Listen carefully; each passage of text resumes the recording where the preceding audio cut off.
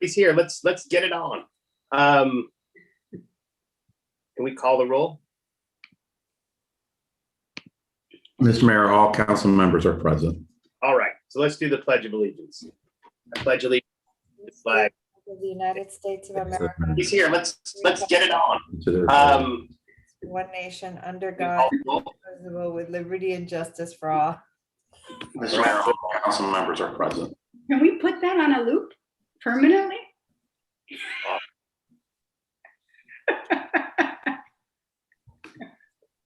All right, Yossi.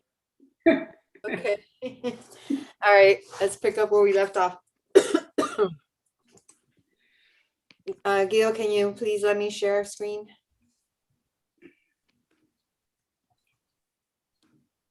Hey, Skip.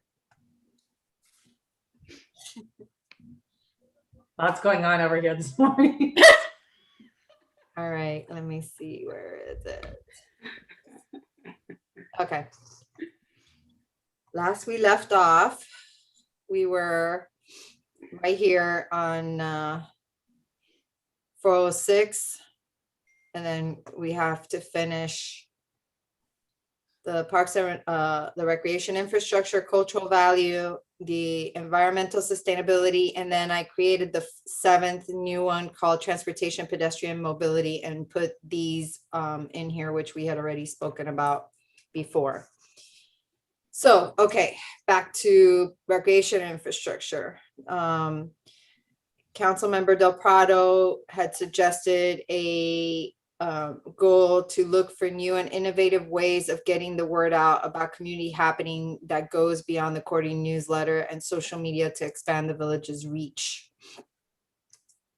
I had conversations offline with her and wanted to see if there was perhaps a change in council sentiment about banners on US 1, the pole banners, because we used to do a lot of event notices in those pole banners, you know, kind of like what Metro Zoo does and all these other venues do. And we stopped, if you recall, there used to be a council member on our on the board that just did not like them. So we stopped doing that. The first time we've done banners again on US 1 was now with COVID. So that would be one suggestion. If we're gonna go ahead with this kind of goal, that perhaps we can, you know, do more of that. Do we own those those banners? Those are FDOT banners, right? That we own the banners, but the poles are FDOT, so we have to always get permitted from FDOT. But when we used to do it more frequently, we would typically do every other pole or every third pole, and then just, you know, put whatever information we wanted to put out there. I'm open to everyone's ideas on this, and perhaps I'm wrong, but I just think that we have so many great offerings. I noticed that when I was driving in COVID, I would see all the banners that Pinecrest had put up, and, you know, they just reached me. I concur with Shannon. I mean, I think they're very effective. As everyone knows, I have a long history of not having an issue with banners. I think they're a very cost-effective way of having temporary signage to communicate to people about events. So I don't have an issue at all with using the US 1 pole banners. I agree. The ones we have now are tasteful. My question is, would we open it just to village events and notices, or would we open it up to everybody, like the Miami Marathon, for example? The Miami Marathon, they can all do it today. So there's nothing that prohibits people from putting pole banner signs on those poles because they're not Pinecrest. It's not Pinecrest property. So people can put pole banners now. We just had stopped doing it because it was something that, you know, one council member was able to convince others that we shouldn't do. The other thing that we lost was, if you recall, we used to have banner poles that we had at Veterans Wayside Park that also we would put event banners on. We got rid of those poles. So the only banners we put up now are on that weird diagonal fence that's over by Sunnyland, on the backside of Sunnyland. that faces US 1. That's the only place we typically put. And obviously we have the marquee on the corner of 57th Avenue and Killian that we use for Pinecrest Gardens stuff. But that's, you know, on occasion we'll put banners up on the parks, but technically council had taken action that we shouldn't do that anymore. Yossi, so on US 1, it's first come, first serve. Anybody, any organization can do a banner on those poles. Correct. And we would have to get in line, or would we supersede them since it's our stretch of road? Guido would know better because he's usually the one that used to coordinate that. Do you know how FDOT provides those permits, Guido, by chance? As part of the permitting process, FDOT requires a letter from the village. So any of the banners that go up on US 1 need to get permission from the village, although FDOT is the one that's doing the permitting. So obviously when we had done banner programs over the years, and as we did with the COVID, we'll instruct the vendor and FDOT that the village is going to do this program. And so we're going to take priority over any other banners. Got it. Thank you. Well, I would say we have consensus that restarting advertising our events on the US 1 pole banners is okay. I would agree with that. I just hate for it to spread into the main part of the village.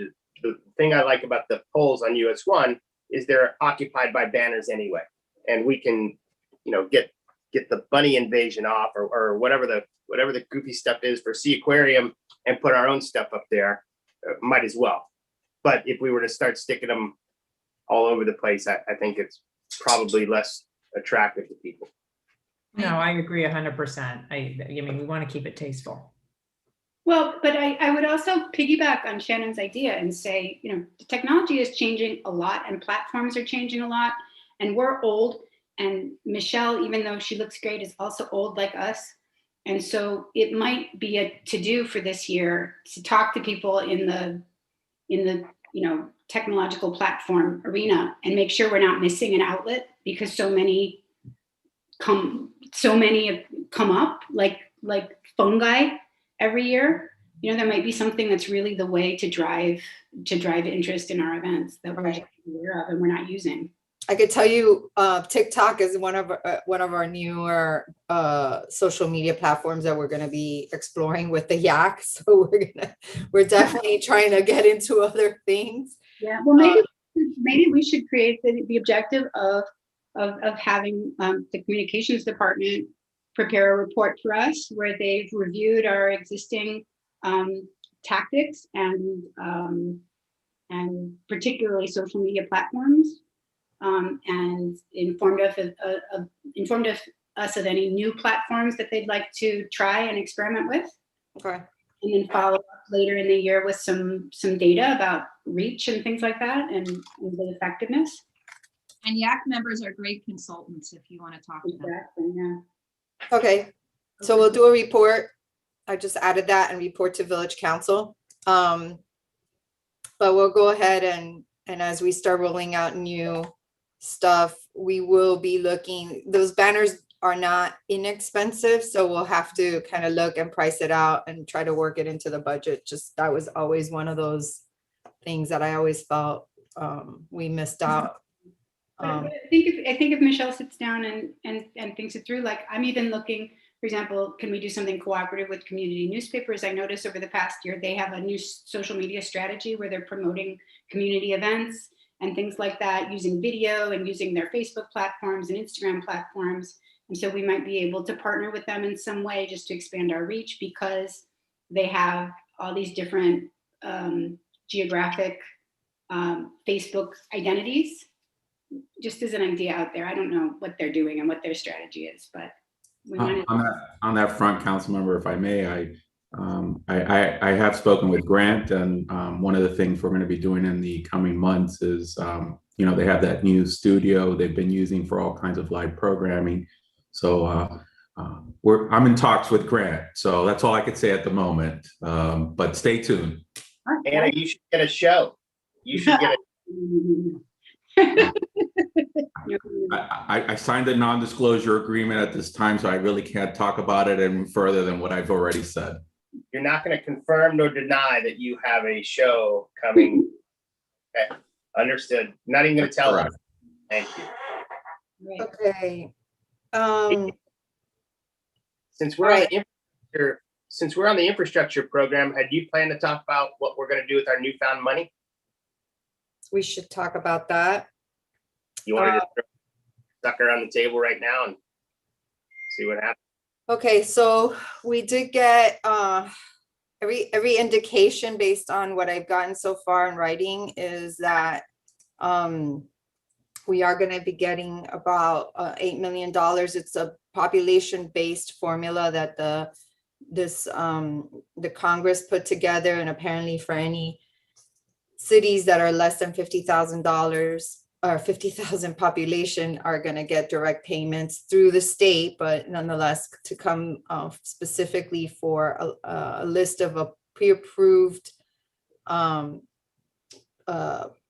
possible projects. And what came to mind for me was obviously the water. That's one of the infrastructure possibilities that this money, newfound money, can be put towards. They allow money for water, sanitary sewer, or broadband. They also would allow the use of this to replace lost revenues. We could also potentially do grants for, the business community, rent abatement type things. Those were of the list that they provided. Those were the only things that I could think of we could possibly use that funding for. So I have had offline communications with most of, if not all, actually with all of the council members on the possibility of using that funding for water as a potential match to some kind of assessment that we would put on the remaining properties to kind of try to wrap this project up. So that's the opener. I don't know how you guys want to proceed. If you guys want to talk about. I like, because the water project's been first and foremost in our minds for, I don't know, 25 years or so. I have no problem with taking care of that. I guess the only question that I have in my mind is whether we do it ourselves or we do it in partnership with the community and those that don't have water, and do an assessment on them. And if so, what the assessment would be, and do you want them to vote on it, or would we just do it on our own? I think that it's a good conversation. I'm not quite sure which way I would want to go. I have no problem, I think, with just voting on a small assessment for those people without having to go to a community vote or a special assessment district with their vote. And I guess I would almost go as high as $1 a day for the course of a year. And I think that's a pretty nominal sum for to cure a 25-year problem. Anybody want to chime in on that? Yeah, I'm curious if so for your $1 a day example, have we crunched the numbers? How much of that 8 million? So let me just tell you. So the last bid we did, which those bid prices are good through, I think, June, because that's when we got the bid, was 10.5 million. The county had also committed, the county commissioner's office had also committed, and the county commission already approved $500,000 allocation out of the 2004 general obligation bond towards what they call neighborhood improvement program, which could be used for asphalt, swale renovations and that sort of thing. So assuming that we would have $8 million from the feds plus 500,000 from the county, then there's a roughly $2 million shortfall. And again, that $2 million, depending on how we would fund that $2 million, if it's a loan, a bank loan or whatever with interest rates. So figuring that you could probably get $2 million. Let me see, I'll tell you in a minute. 2 million times, let's say 3%. That's 60, so it's 2 million, 0.60, divided by roughly 740, divided by 20. So I'm just doing rough numbers. We would have to do this and obviously get true rates, but based on that shortfall, if you were to pass that on to the property owner, 740 is the number I'm looking at. It's roughly $140 a year for the next 20 years. So anything upwards of that, I think, you know, Micah always said 250, 300, just based on, and it's anecdotal at best because it's based on my conversations with Mr. Enakis, who said that he knows walking the doors that, you know, there was like a number that then pushed people into saying no.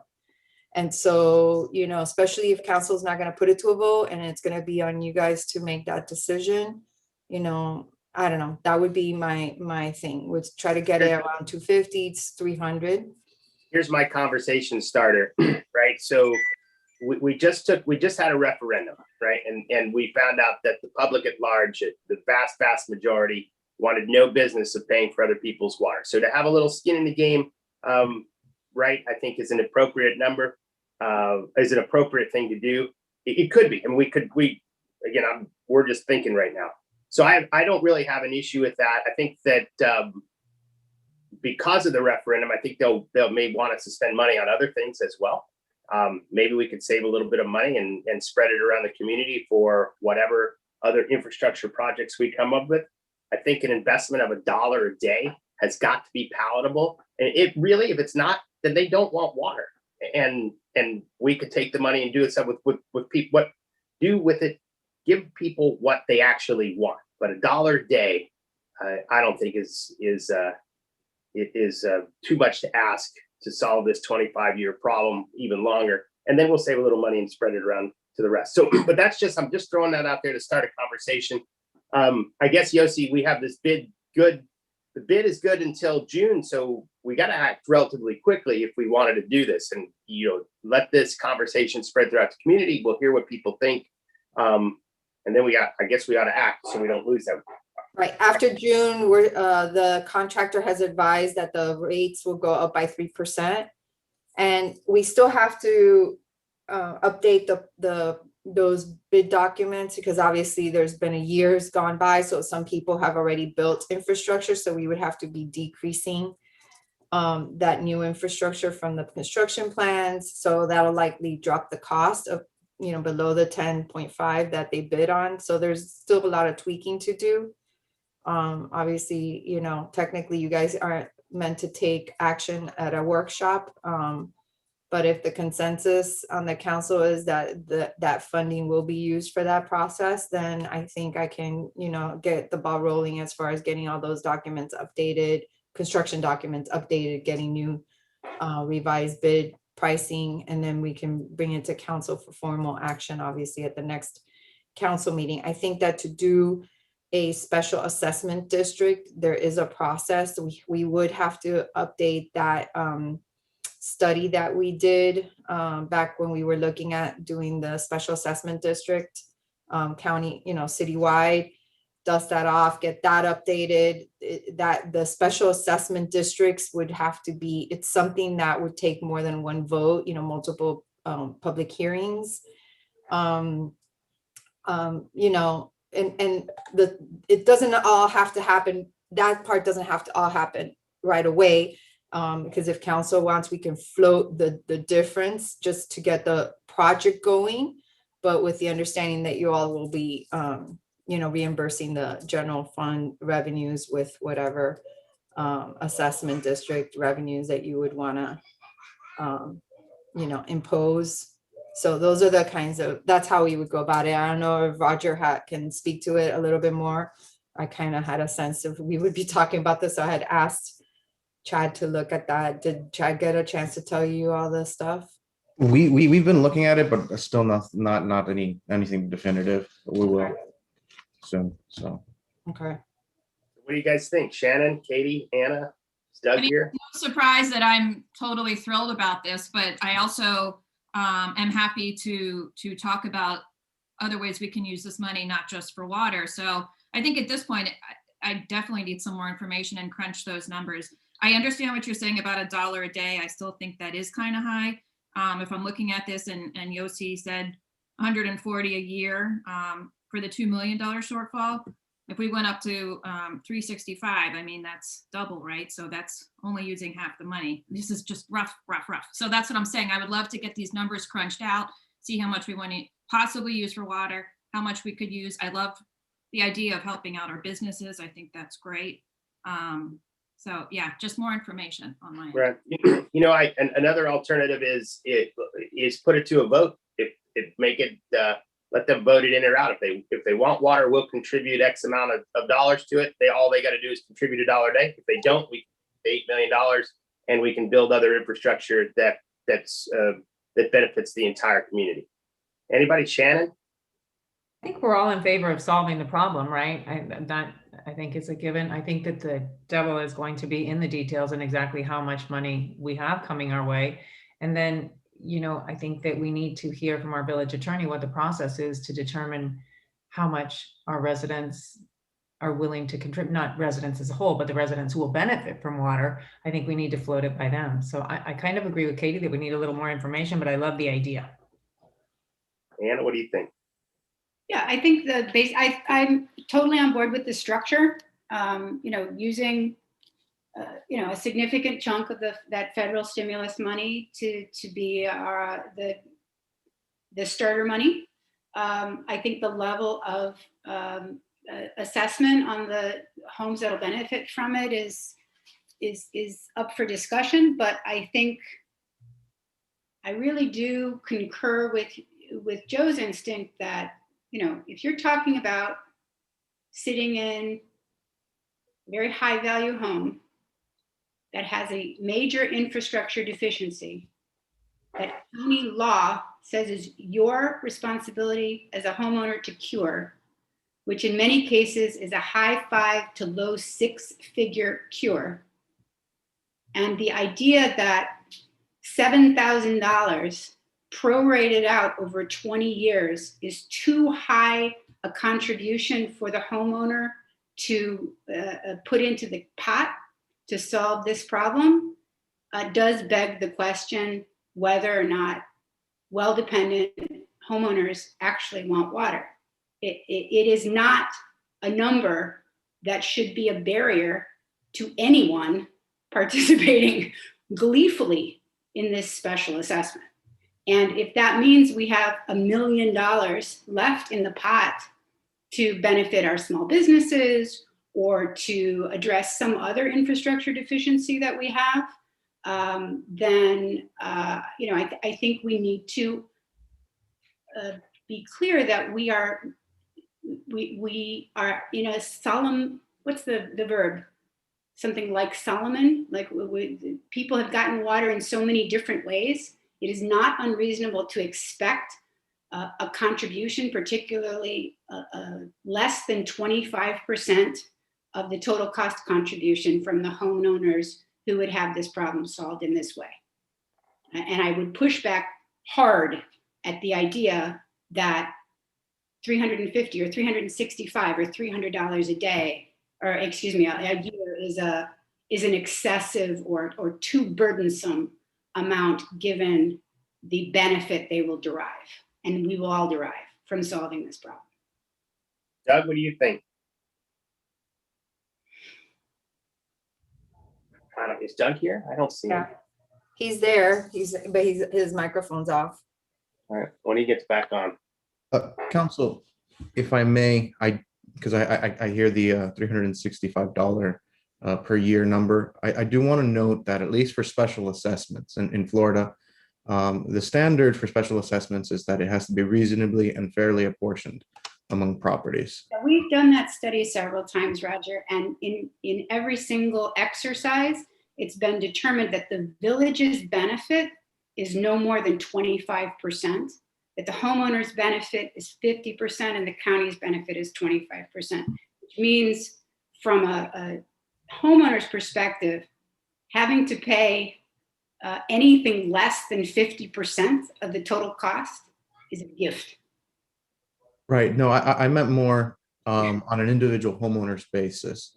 So for example, council member, if a house is an acre estate versus a half acre estate, the contribution from each individual property may be less or more depending on, you know, the benefit to that actual property. That's what I meant.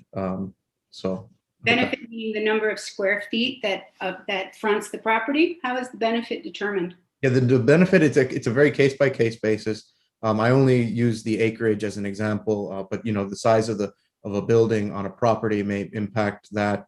You know, it depends on the particular property attributes in calculating how much a special assessment will be faced. So It can't just be a flat fee for every property. exactly, Ms. Village Manager. It cannot. Well, it could be. It depends on the properties that are being impacted. But let's say that the properties are very varied. It may be a property by property analysis. And it doesn't have to be ultra complicated, I don't think, but just something to keep in mind. Certain individuals with smaller houses or smaller buildings on their properties may be charged less just because obviously the water intake is calculated to be less.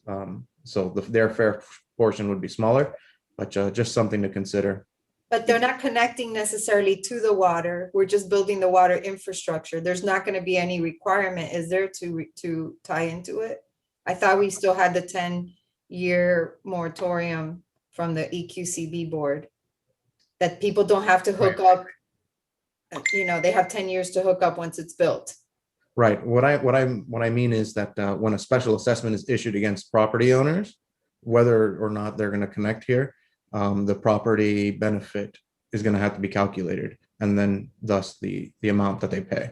So that has to be done with that study. Like we have to update that study. Correct. Yeah, and I can get back to you on more specifics, things that we can consider there, but just something to keep in mind. Not every property under a special assessment would be charged the same, because it does have to be reasonably and fairly apportioned. Okay, so what I'm hearing is that we can't just set a number. So it can't be $1 a day or $250. It might be. I have to redo the study. So I'd have to call Stan Tech to dust off the old study and try to get us updated, I guess, formula. Yeah. And I do want to clarify, this is just in regards to special assessments. A special taxing district may very well be different. I'll have to get back to you on that. And the process is the special taxing district is ad valorem based, which I don't know that we want to do ad valorem based. Why not? I mean, can you do that for just a subset of the entire properties? I don't think so, right? Based on just my knowledge of the areas that don't have water today, most of those are like 1 acre estate lots. You might have a couple in there that have 2.5 acres, like the bigger double lot kind of thing, but the majority of those are all 1 acre lots. So I think when you do a special assessment study, you could potentially do it by acre, like a unit, per acre, or it could be done like linear feet of frontage potentially, depending on the size of, because the line comes across the front. And so if they're paying for the linear footage of the frontage of their property, the problem with that approach is that then corner lots would get huge assessments. So, but we could look and explore those different options and see how the money falls, but if the approach is to just come up with the difference that we need to complete the project, in other words, that we're going to use $8 million, the 500 from the county, and then that leaves $2 million. It's about splitting that $2 million, and however you split it up amongst however many properties currently don't have access to water. So we would have to assess, like, make sure we know what those property, what quantity it is, what the linear frontage of those are, And it would just be done something, that would be across the board. The only question would then be how to deal with the corner lots. Like, do because that would be the one unknown of, how to deal with that, because that obviously will impact those people. So what we've got is, all right, so regardless, we have to do a study Right. to figure out the relative cost per household. And we don't need the number going into that study, right? We just need somebody to do the analysis or redo the analysis. I need them to redo that analysis. I have to go back because I think that part of that analysis did already look at the option of just doing one. I haven't looked at it in a while, doing the ones that lacked infrastructure. Anna has a better memory than I do, because your recollection is that it said 25% or 50% was their cost. Yeah, that's what I remember. That's back when we were collecting an impact fee. We had that fee recalculated several times, and that was consistently the methodology that the apportionment That they were using, that they the came. impact fee thing. But that's different. That's a different story, right? We're not necessarily arguing what percentage that the various parties are going to put in. I mean, I don't see the county putting in 25% of it, and we're willing to put in. Apparently, we're willing to put in a very large percent, up to 80%.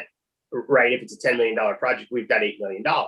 I think we want to know whatever. If you divided up all the homes, how is the cost apportioned per linear foot, square foot, acre, whichever unit, whatever the result of the methodology would be to make it fair. I hear what Roger's saying is make it fair for everybody. So there's a relative cost. If you have a quarter of an acre, your cost is different than if you have a 5-acre property. So we need to come up with that relative cost, and then we can figure out how much of the $8 million we want to put to that. And to be very conservative to start off with, I would say we should, if we could save some money left over for other projects in the community that benefited the community at large, maybe we start with 75% of the $8 million as a talking point, not the whole 8, and leave the 25% for the neighbors to pick up. But then again, I go back to the number I made up in my head. $1 a day is a really sellable number. It's not too much. I mean, the result of that, I don't know how much is remaining out of the $8 million if we charged everybody $1 a day. But again, that's just a sticky pad so we can start thinking. The other thing I just want to mention is that if council decides to do a special assessment district, not put it to a vote of the affected people, in other words, that council can just implement it and impose a special assessment district on those properties, that we will not hit the tax roll for this next coming year, because we've already missed that deadline to get something on the tax roll for the next tax roll year. Mm-hmm. So for the purposes of doing construction and starting construction so that we don't get increases in the cost of the construction costs by 3%, we would have to be able to do like financing gap, and cover that cost until we can reimburse ourselves back the funds through whatever revenues from a special assessment district that we would impose.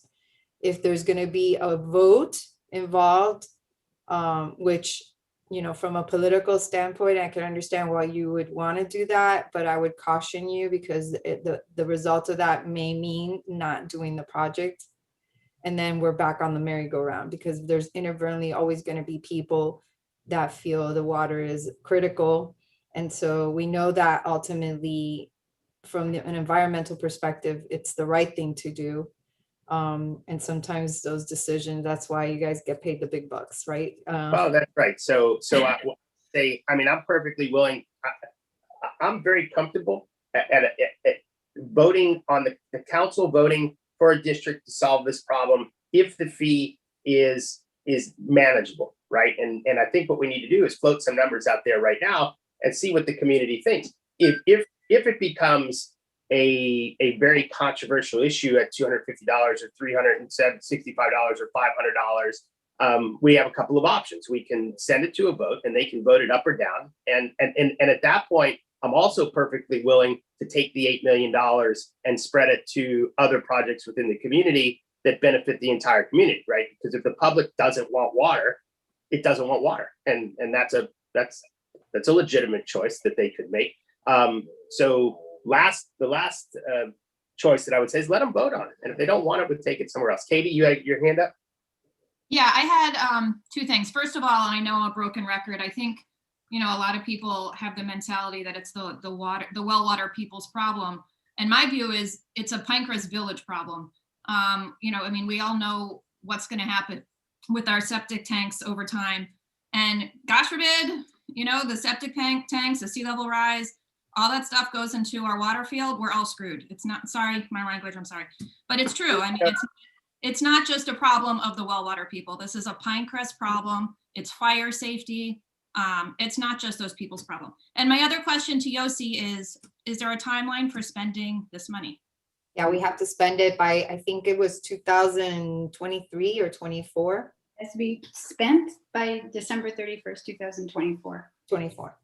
I Any construction of this will take at least 1.5 to 2 years to do easily. So we'll be in construction for a good, 1.5 to 2 years. Katie, I agree with you. I think this is a Pinecrest problem and we're trying to solve it. But it's also the law is that the homeowner or the property owner or the developer or whatever you want to call it has the responsibility to do it. We can solve their problem at the majority of the expense of the village of Pinecrest. And so a fee so that they contribute like everybody else has contributed is I believe is completely fair. Now we just got to get the right fee. And I just go back to the sticky pad that I have, which says $1 a day.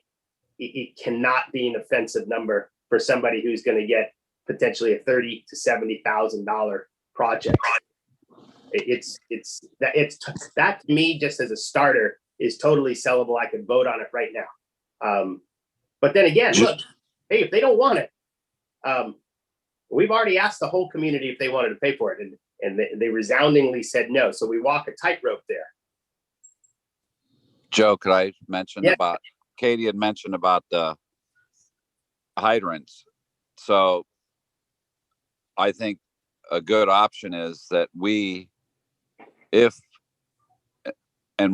we ever do get money like that we look at the map, the infrastructure map, and the village's portion is we finish the hydrants. We finish the life safety part of the water mains. That's a really an unarguable from anybody in the community to say, how dare you provide a fire hydrant for somebody to protect their life? Remember, property's second. Every mission statement of the fire department is life and property. Every fire chief, every NFPA law, every OSHA rule, every village code, every town code and county code says that you must have a fire hydrant within 500 feet of a residential area that pumps 500 gallons a minute minimum. Now that was on a 2,000 square foot home. We're building 12, 30,000 square foot homes. Those are commercial properties, and commercial districts say you need 1,000 gallons a minute. So there's nobody that can really argue if we got free money to say our portion's going to be the hydrant portion. We're going to look at the map. We're going to go in and finish all the infrastructure to make sure that there's a hydrant within 500 feet of every home. The rest, that may be $6 million. It may be $8 million worth. Who knows? I don't know. Maybe 5. But then you say to the rest, here's your taxing district. We paid for a majority of it. Here's the rest. I think to me, it leaves us out of, somebody just ended up building a home a month ago, which they are, and they just ran $80,000 worth of water lines down their street. Yeah, but you ran water lines, and so I haven't had to put in a hydrant. Maybe they didn't even. But like I said, it's hard for somebody to stand in front of a council and say, how dare you provide life safety for a home, for our village? Because it could be their neighbors, that their friends at that house that was burning down. Yeah, And I can assure you, every first thing when when firefighters leave the fire station, the very first thing they do is they look where the nearest hydrant is to that house. That's the first thing they look at. Where's the hydrant? Now it's on the computers. We had maps. Get out the map and find the hydrant for me, Kraft. Where is it? And I say, it's right there in the corner of such and such and such and such, because that's what you're hitting. Without water, you're worthless. And there's no drafting. I know people have heard from past elected officials that we're going to draft out of a swimming pool. I can assure you 1000% my life, no fire truck is driving to the backyard of a house and drafting out of a swimming pool or a canal in Pinecrest. 1000%. And I would love to see the fire chief stand in front of us and say that that's going to happen, because he's a fool and he should just be fired. all right. So, yeah, I think that's a reasonable way to go. I mean, there's a good chance, based on the analysis that we did a few years ago, that the village's benefit is only 25%, and you then take the $8 million, which is 80%, all the way down to $2 million, or half, and stick the community with the rest of it, and then you're leaving them with a significant bill that I'm pretty sure that they won't go for. But Yossi that's something I don't have a problem considering. What do you guys think? The issue with Mayor is that we don't have a lot that we can spend the money on. It's not like they're giving us, like, if we could take this money and do the Upper Garden project or something like that, like if it could be used for anything, great. But the limited things it can be used for, unless we now want to get into the sanitary sewer business and then own like who gets that as opposed to not, because obviously it's like creating another problem. I think I'm my recommendation, and which is the conversations I had offline with all of you, is definitely like seize this. This is, for years we were looking for other funding sources to finish this infrastructure. That was our legislative priority for 20 years. And we finally like get this gift.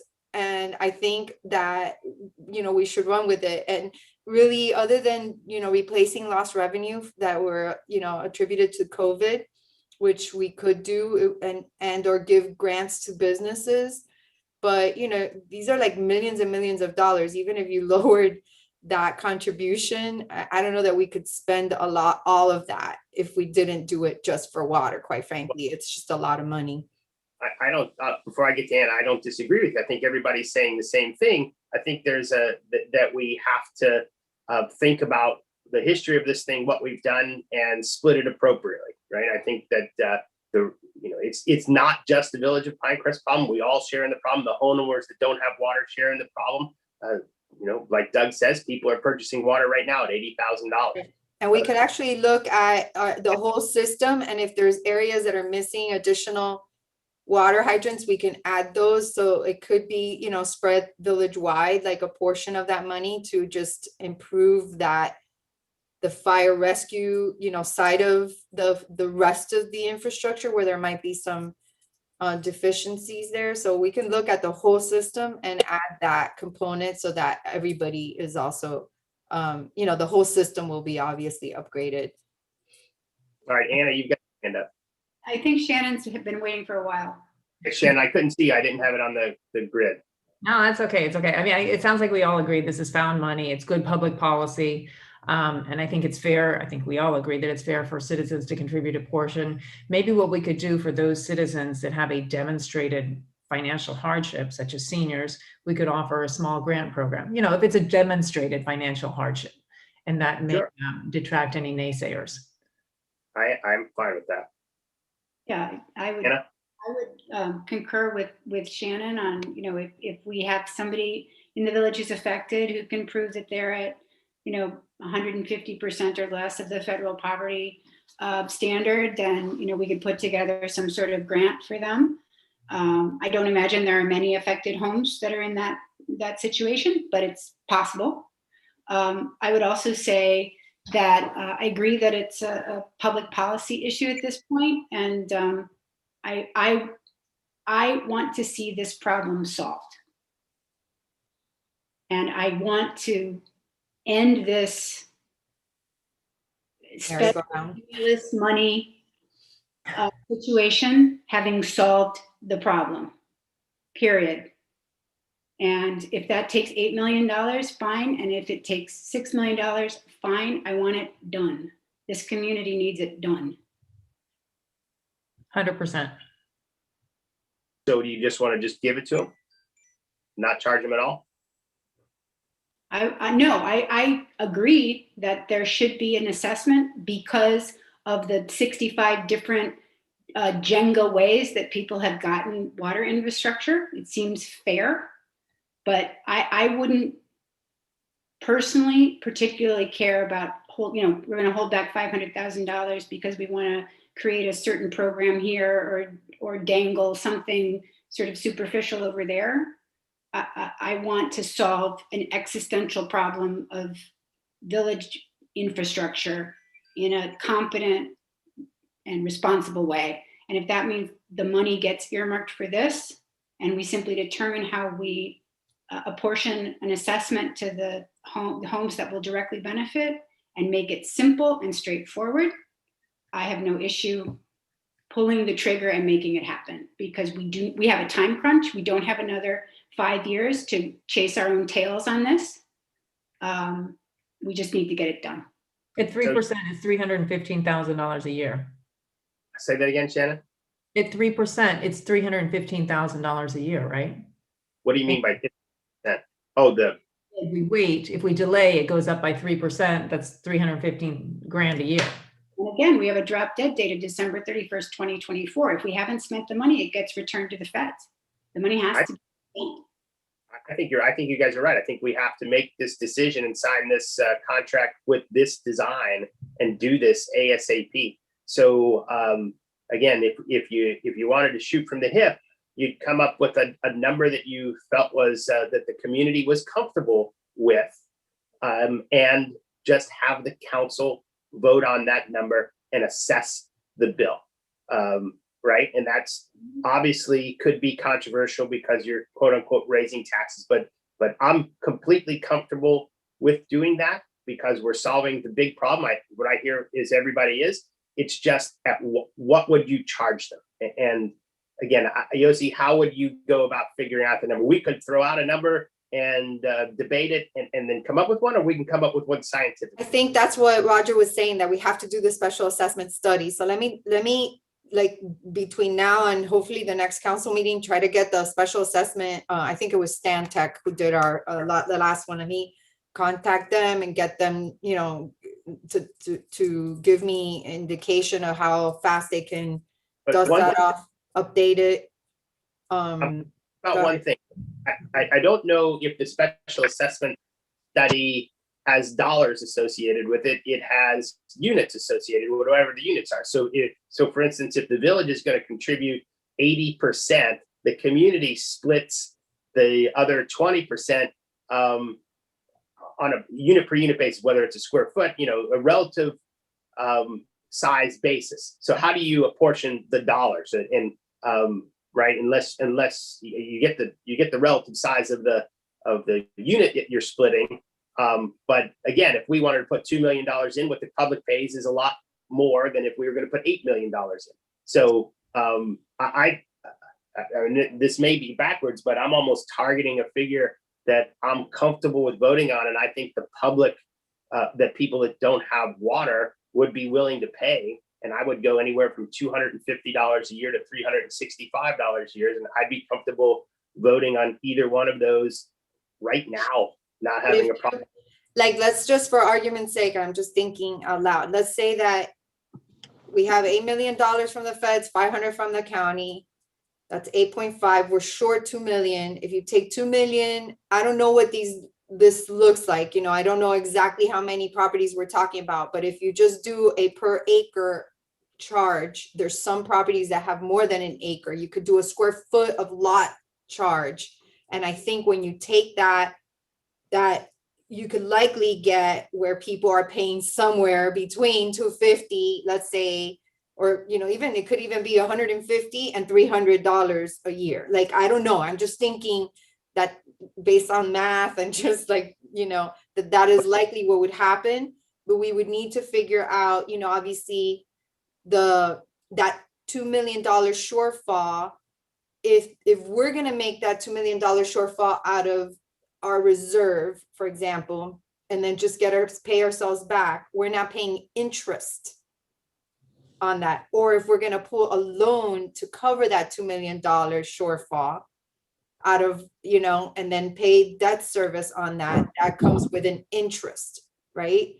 The right now interest rates are low, so we could potentially go ahead and just borrow the money. It's not the end of the world.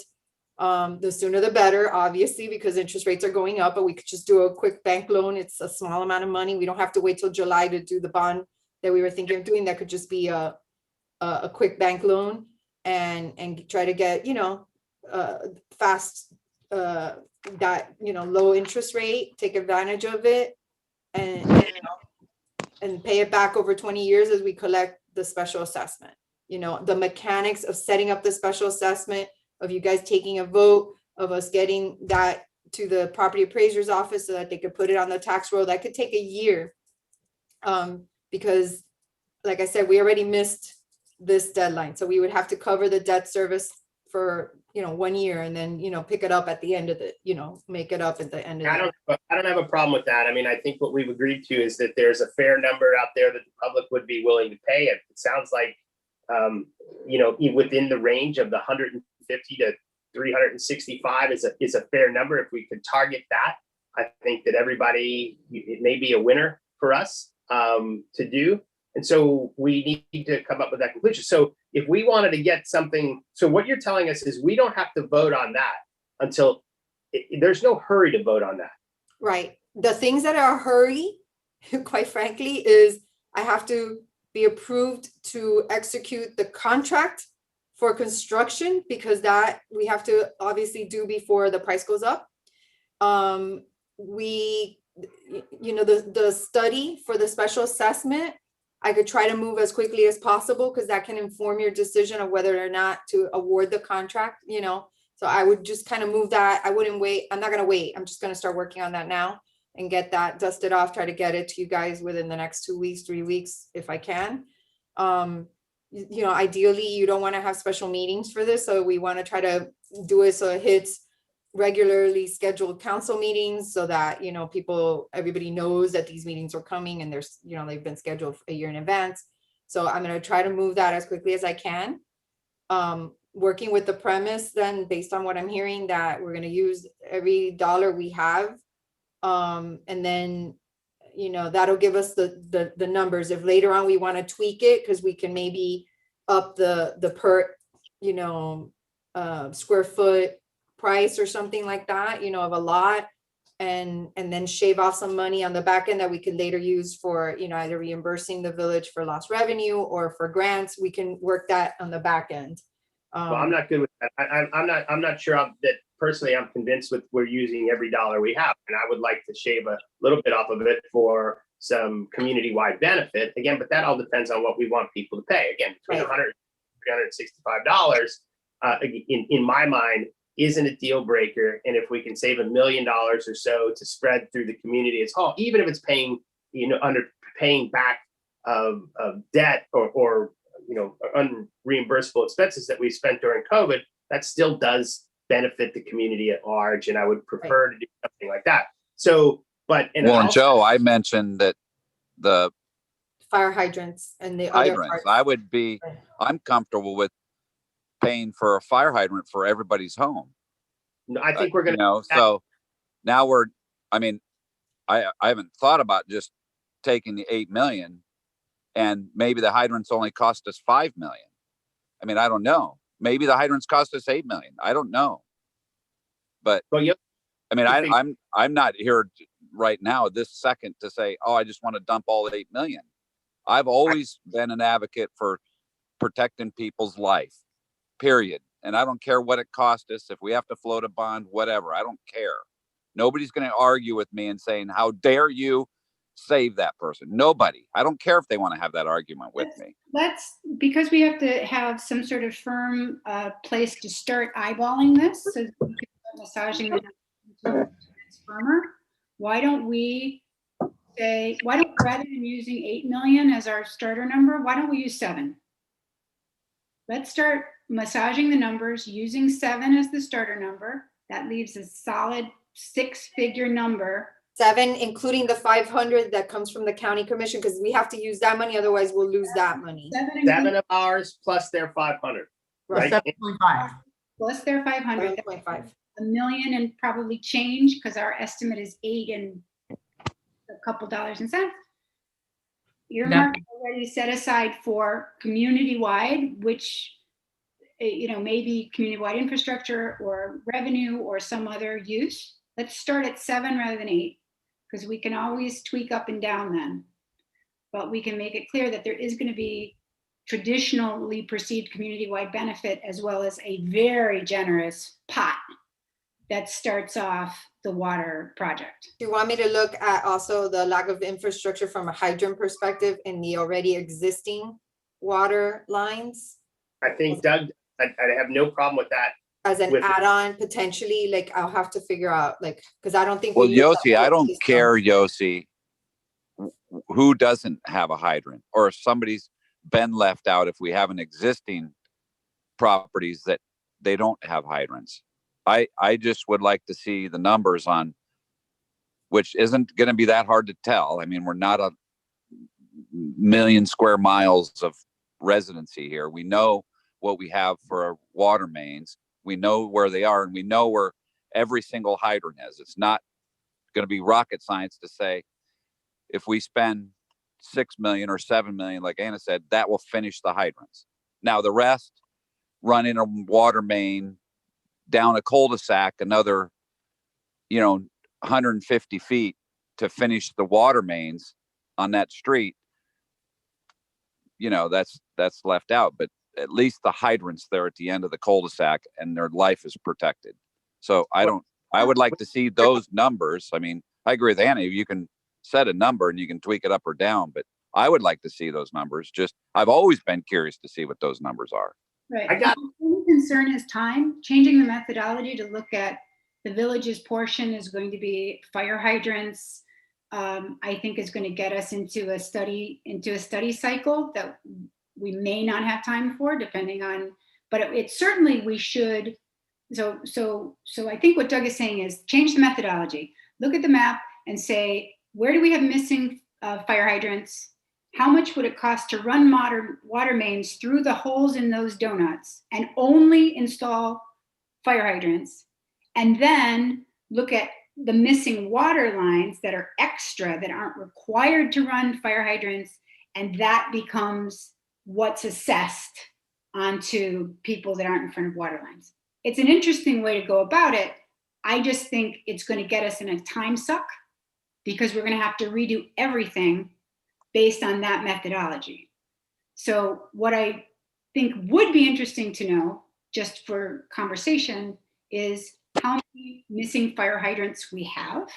So from a fire safety perspective, just to talk to the community about this, if we're missing 350 fire hydrants in the whole system, which we know because we've already done that study several times with fire rescue, just to have that talking point for us so that people can understand that there is and always has been a village benefit in terms of life safety, and this is what it is.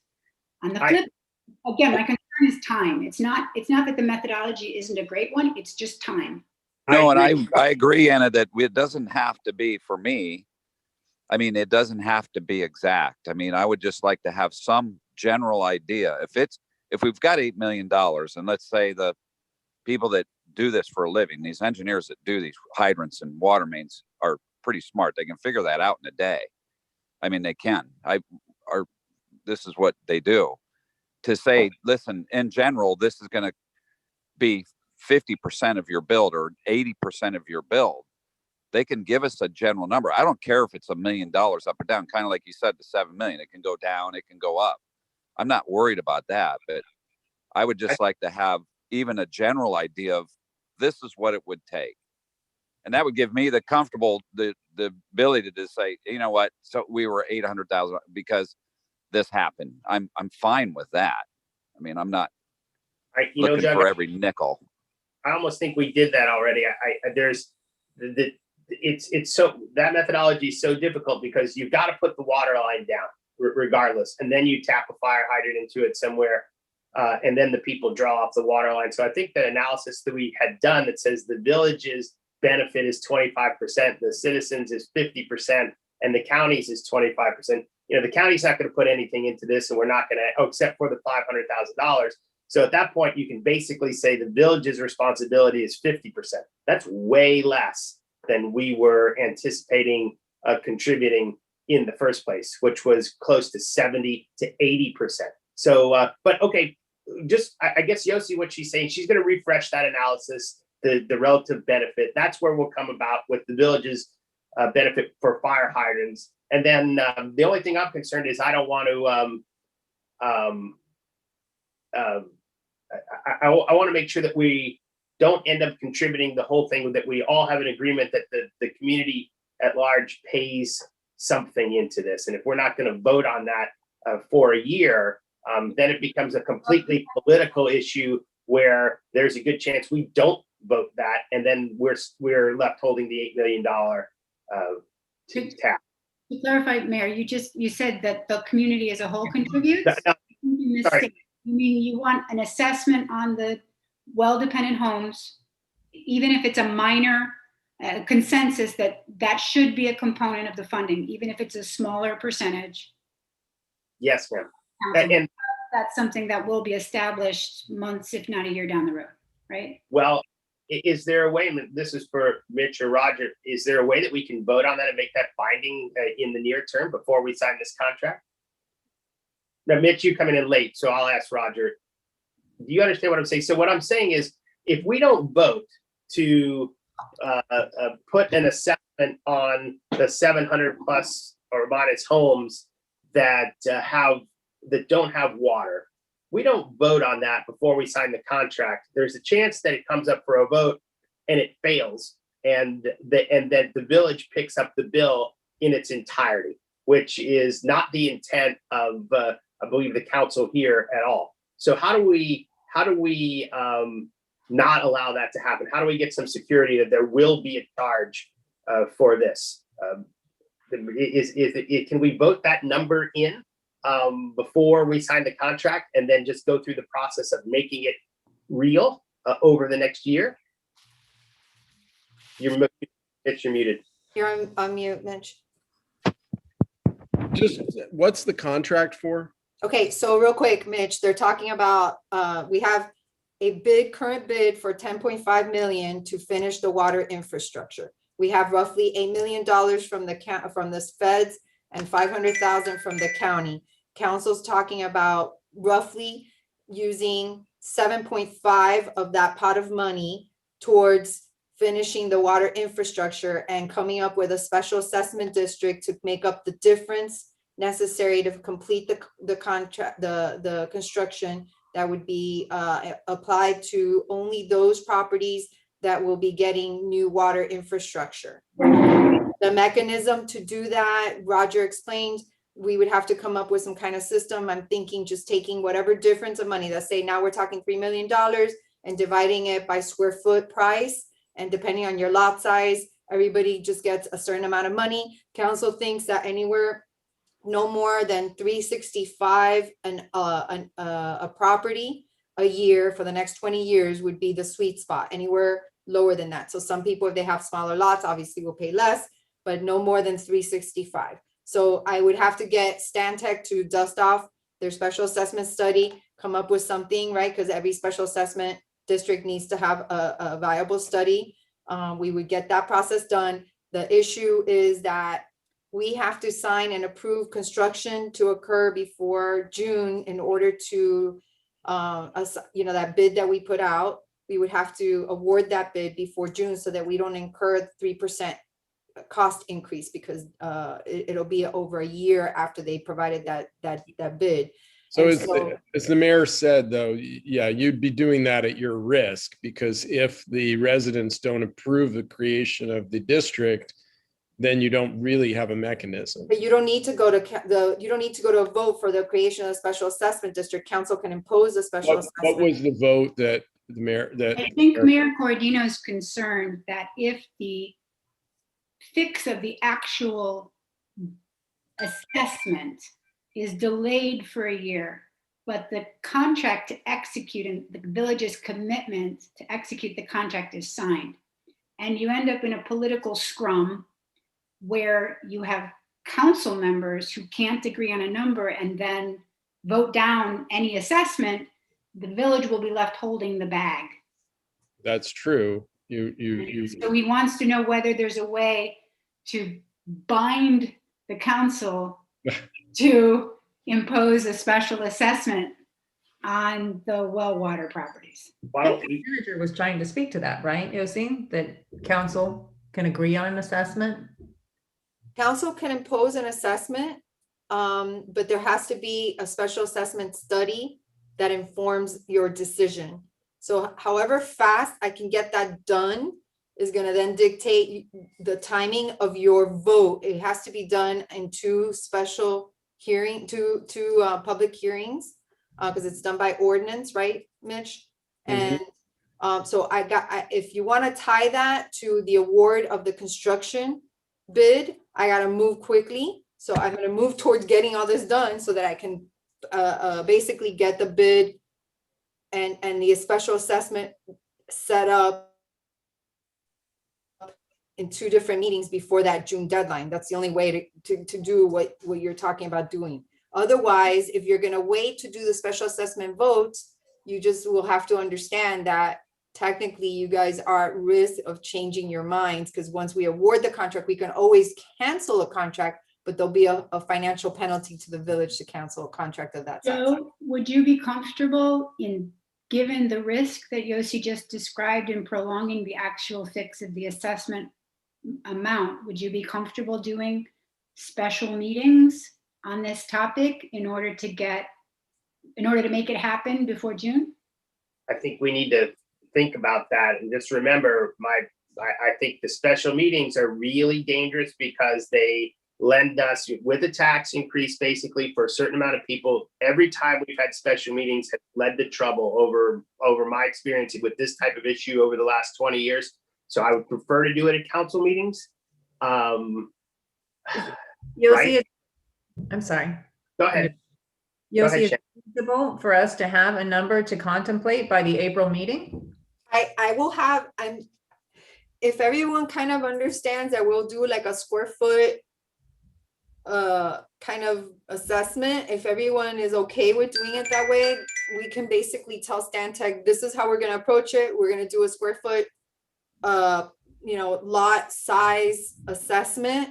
That's the mechanism, and we just go that direction. I believe, just plain math in my head, that will get us having assessments somewhere around 150 to 250, 275-ish per property. I don't see it going even to the 300 if we're working with a $3 million finite amount of money that we're trying to plug, right? Because we're just talking plugging in numbers. And so if everyone's comfortable with that approach, then I'm gonna call Stantec and tell them, get me the special assessment study. You guys can review that at the April meeting and then take a vote to assess the special assessment district in the May and June meeting and award the contract at the June meeting, basically. Does anybody hate this idea? Why don't we just back into the number this way and just say, make the top end $1 a day, and we'll see what the range is, and whatever that is, we'll contribute. At that point, look, we're talking the largest properties pay $1 a day, right? And you know what we're talking about? We're talking about multiple acres. This is not even controversial, right? And with a loan program for those people that are have financial issues. Man, we could vote on this right now, probably. I mean, really, Oh. Not legally, but we could try. No, I mean, you really, if we have a hard time making up our mind, $1 a day for the largest for 5-acre property, man, let's do it. I mean, because you know what the bill is on that, really, 80 grand, 100 grand. So this is less than a cup of coffee. Council, I'm going to be logged off now that Mitch is here. Just wanted to thank you for letting me on. Have a good one. Thanks, sir. Thanks for Katie. What do you got? I just want to say, I mean, elephant in the room, I'm the one that's up for reelection, and I think you guys know how I feel. This is my #1 priority as a council member. So if that gives you any security that, I'm all in support of what we're talking about today. I'm very comfortable with these numbers. And as I said from day one, I have faith that this council can get it done. So yeah, we'll get it. I think this is a very doable project. I mean, who would have thought that we would have come into $8 million? But look, if we follow this through to its logical conclusion in the next couple of months, all right, where we were going just a month ago was a vote amongst the community to put this in. And my personal opinion is, I don't care what the number would have been, it would have failed, just like it has in the past at all times. We can fix this problem once and for all, no problem. With very little anxiety, because again, when you're talking the biggest expense anybody pays is around $350 a year, and this is really a no-brainer. And this is something that nobody's ever been able to do, couldn't even contemplate it, because we were never going to get $8 million from any government, state, federal. We were getting $100,000, $1 million. This is something we have to do. So if you're saying the largest lot would be paying $365, whatever that formula is, just gets by square foot passed on down to everybody. Yeah. And whatever pot is left in the balance is ours to use for whatever other projects we may want, that are also obviously have to be eligible to the requirements of the of that. Let's put it this way, Yossi, tinker with this. We have two things that we're working on we have the desire for the council to put in up to, say, starting with $7 million. Maybe it's 6, maybe it's 8. Let's start with 7. Yeah, you got money from the county, and then you've got the council's belief that a range between $250 and $365 is appropriate. Now, if it comes out, so the way I think we would like the formula to ultimately come out is we've got a range $250 to $365 a year. This is a year, by the way, and the cost is $7 million from the village. If we can somehow make those two variables balance out, then we've got something we can go with. So maybe it's $400 a year for the largest properties, or maybe it's $300 for a year for largest properties, or maybe it's $6 million from the village, or 7.5, whatever. I mean, just balance those. I know what we need to do. Let me work on it. I'm going to try my best to try to get you those answers by the April meeting. By the April meeting. No pressure. I'm gonna between that Rosie, and having can you to finish explain- the Upper Garden project by April 30th for this grant that we're getting from the state. No pressure. No pressure. Well, as you said, Lucy, that's why you get paid the big That's bucks. why I get paid the big bucks. Yes. Now, on the other hand, so then our plan is this: somehow we come up with a number, and we vote on this stuff at the May council meeting. Is that right? We can vote on the first reading of you creating, well, you could technically have the first reading of the special assessment maybe for the April, and then have the second reading in May. I don't know how fast. I got to talk to Stantec. Angela, if you're listening to this, you need to call Stantec now and get this rolling to see what they tell you. Okay, since we got, okay, so what's our communication strategy? We should. Well, this is going to get out. I'm sure there's people listening to this conversation. This will get out. And we want to want to know about this as possible, not. I know, but pick this- until we have the facts, it's gonna be hard to kind of let people opine. I think overall, we can say that we're looking at a strategy that's gonna at most cost an individual property owner $365 at most a year for the next 25 years, or 20 years rather. Plus or minus. Okay, Plus or minus. and so basically, we have that board opinion on this thing. We don't want people to walk in the door in May and have no idea that we did this, right? I mean, so, you know, if we're. I will get it done. We'll put something out and Right. start doing stuff on social media. I'll draft something, kind of send it to everybody and make sure everybody's comfortable with it, the messaging of how we're going to put it out. And then if you guys are good, we'll start putting it on social media. We'll put it out in community newspapers and we'll just start rolling out what we're thinking of doing. And everything is like, we got this great gift from the feds. We're going to, you know, we've been 20 years, our legislative priority was trying to find, you know, funding sources that were not village funding sources to complete this infrastructure. And, you know, thank God for President Biden, who came up with, you know, this, was able to sell this to everybody. Making if Doug choke, so stop with the politics. If anybody on the council starts to get nervous, cold feet, let Yossi know. Let's go into this as unified. I'll draft something. I'll get the message to everybody and everybody can give me your feedback before we put something out to the community. But again, the point of the whole thing is that we've got a council that's together on it. So let's come up with the number that makes us all together, right? So that we can present a unified front. That means that we're doing the best for the community that we can, right? It's a negotiation down. So, and again, like Katie had mentioned, look, we don't want to put any one of us in a bad position with this thing in the first place. So it's got to be doable. And if we're all largely on board, then it's doable and we can do it with confidence. So, and Mayor, not to interrupt you. So just for logistics, I got, just so that we're all kind of working with the same set of facts, we would likely do a bank loan to cover that shortfall, not necessarily take it out of reserves, right? So we have to condition, you know, consider interest rates into those numbers, right? We're Yeah, pretty much. Okay. But again, we're going to vote on the money's not going to come in this year from the tax, but So we would have to do the financing gap, right? Or Yeah.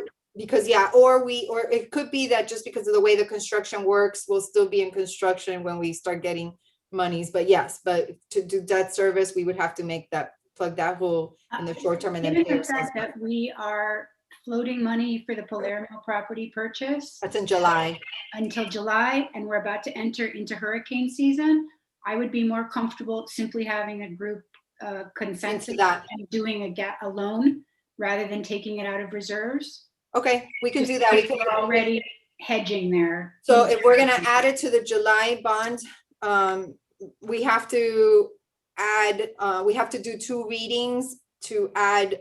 No, I'm saying take a loan. I'm not saying. I'm Take a saying loan, not add it to the take a bond. loan and add the expense into it and don't flex with the bonding or Okay, with, that's fine. reserves or any of that. I agree. Okay, that's fine. If All right. everybody, if not, I mean, there's always time to modify this, but this is a good starting point and we can now, but see what the problem is we don't have a whole bunch of time. So we're going to. Right, we gotta, and in fact, I gotta also update the construction documents, because the big documents, and the other thing we gotta look at, Mitch, that I need your guys' help on, is as soon as the guidelines come out from the feds, we gotta see if the bid that we put out already included whatever, you know, how the feds always have.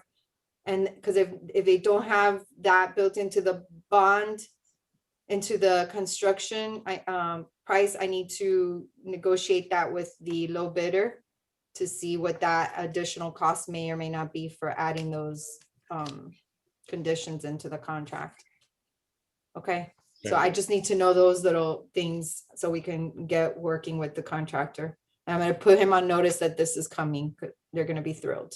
So. All right, motion to Adjourn. We got a lot more to do. after we water, who cares? Let's go, man. Let's go. All right, listen, there was another thing, okay, going back to the goals and objectives, but I do want to put something in everybody's ear for discussion, and that has to do with the issue of private parks.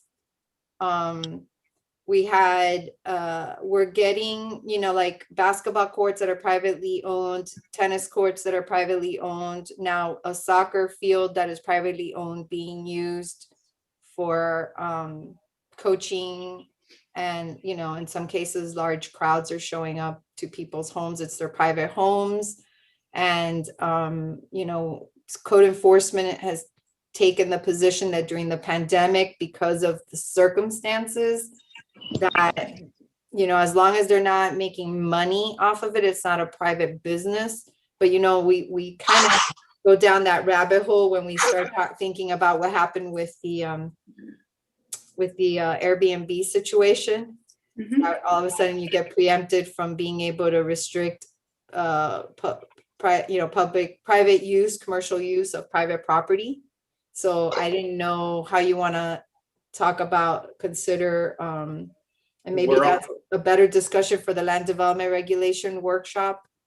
But I wanted to mention to you that we're having those issues. In fact, they just awarded or approved zoning variance for a property that has installed AstroTurf for a soccer field that they put. It's like a 2-acre lot, and they've installed a soccer field, and all the kids come over and play and do practice out there and stuff.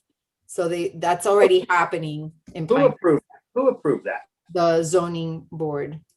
I'd like to appeal that to the council.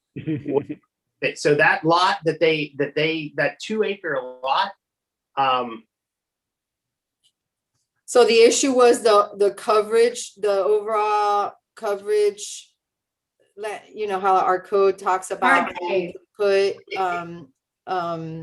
AstroTurf doesn't count as open space, and so they had put a lot of AstroTurf to accommodate a soccer field. We went in, they asked for a variance, and they were just awarded a variance that allows them to have more AstroTurf coverage on their property.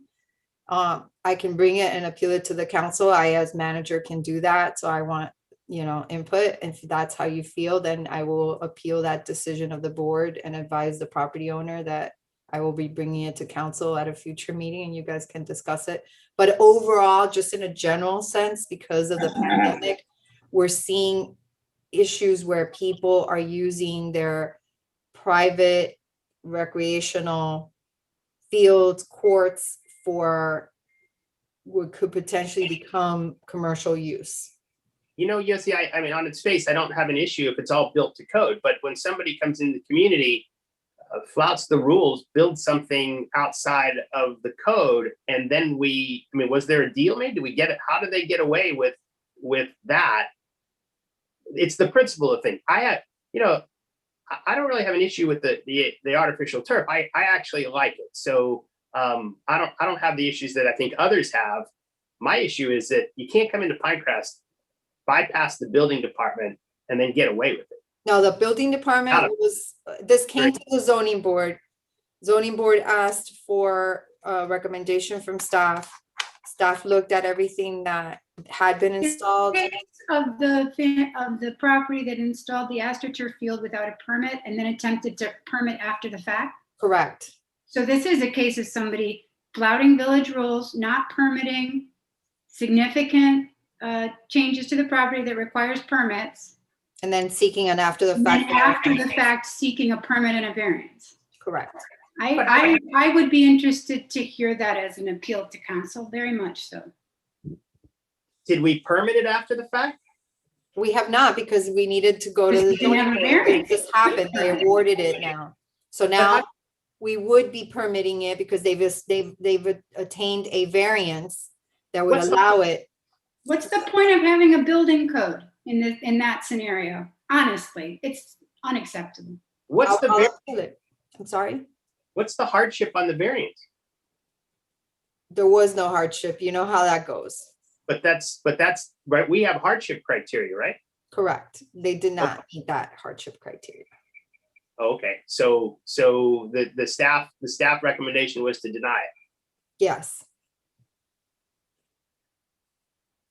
What? And was this brought up recently? Just this yesterday, I think, was the hearing. Huh, Yesterday or the day before. okay. And That's why I'm bringing it up to you, because I know exactly how this is gonna play. A couple of months ago. no way. The actual variance went before them, and they asked for it to be Deferred. deferred. So there's no penalty. There's no penalty for this? Well, they'll have to pay some fines, like double permit fees and stuff after the fact. You know how that goes. Well, what's that come out to? I have no idea. I mean, Like, is Steve on the call? Either that you can bring him into the conversation. Even if it were usually you just, an after the fact permit usually is like 200% of a regular permit or 250%. I mean, so if it were a couple $1,000 permit, now it's a couple $1,000 permit. I mean, it is absolutely abhorrent.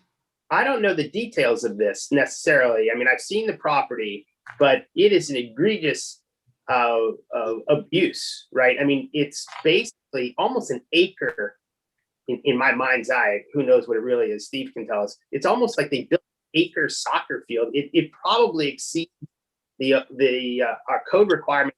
I don't know, 100%.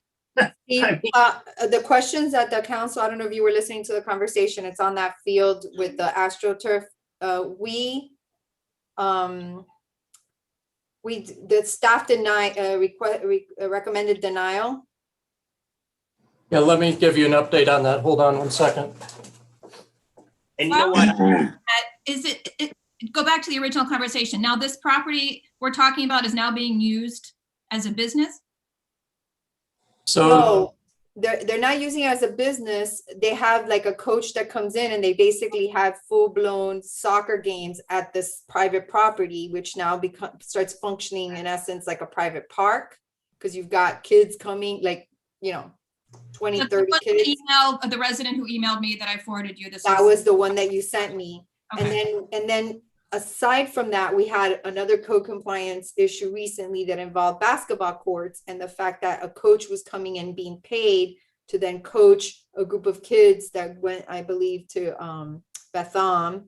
And the question was, are they now running a business out of a private residence?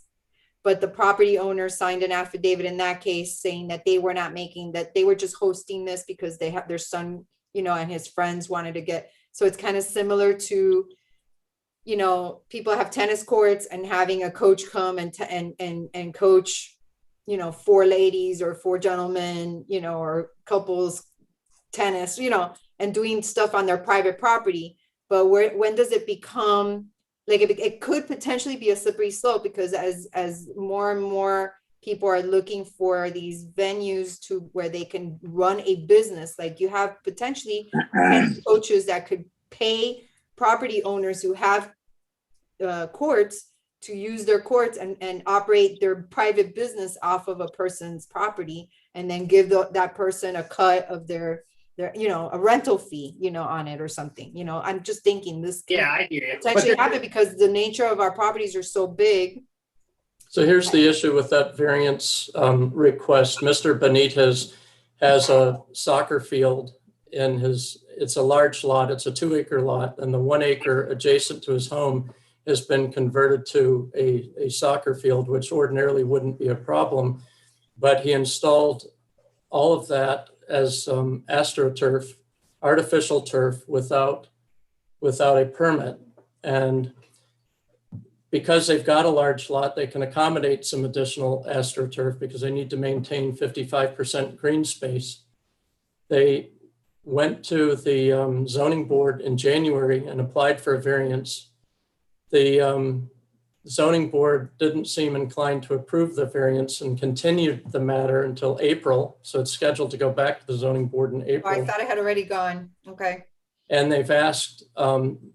Benitez and his wife to coordinate with staff to find a solution to bring the property into compliance. And I laid out some alternatives where they could remove some artificial turf from around the swimming pool and other places.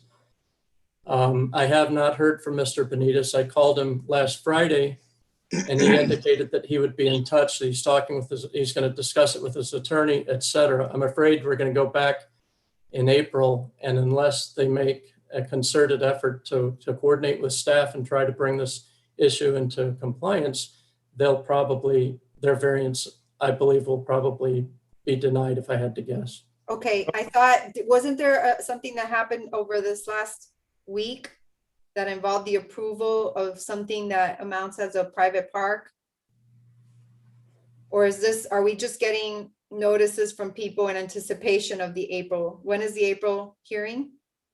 It's going to be the fourth Wednesday in April. I haven't seen that correspondence. Okay. No, I know Right. what's going on is Mr. Benitez indicated that, and his wife indicated that they have kids over for soccer practice. And this is a wonderful thing.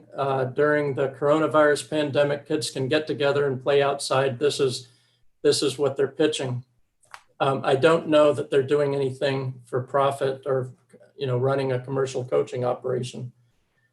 The other case that you mentioned with the basketball court, same thing. They have a basketball court and they're inviting kids over to play. And yes, there's a coach involved.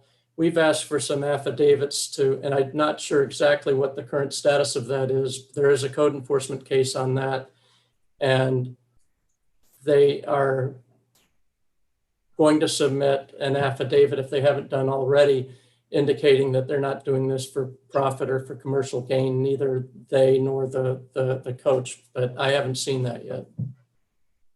Yeah, I'm sorry, in that case, we had asked for an affidavit that would confirm that they're not getting paid, because that was my fear, is that all of a sudden these things will start getting rented out for private use. Well, and I think the village has a lot to learn from what happened with vacation rentals, Airbnb, and the preemption for communities that didn't have anything on the books before 2011. I think traditionally Pinecrest, if I can self-criticize a little bit, has had a lack of imagination. And we often tend to want to be at the tail end of change and innovation when it comes to ordinances and sort of let other communities do it first, to our detriment in these cases. My understanding is that there are apps and platforms in the works to Airbnb recreational facilities at private homes.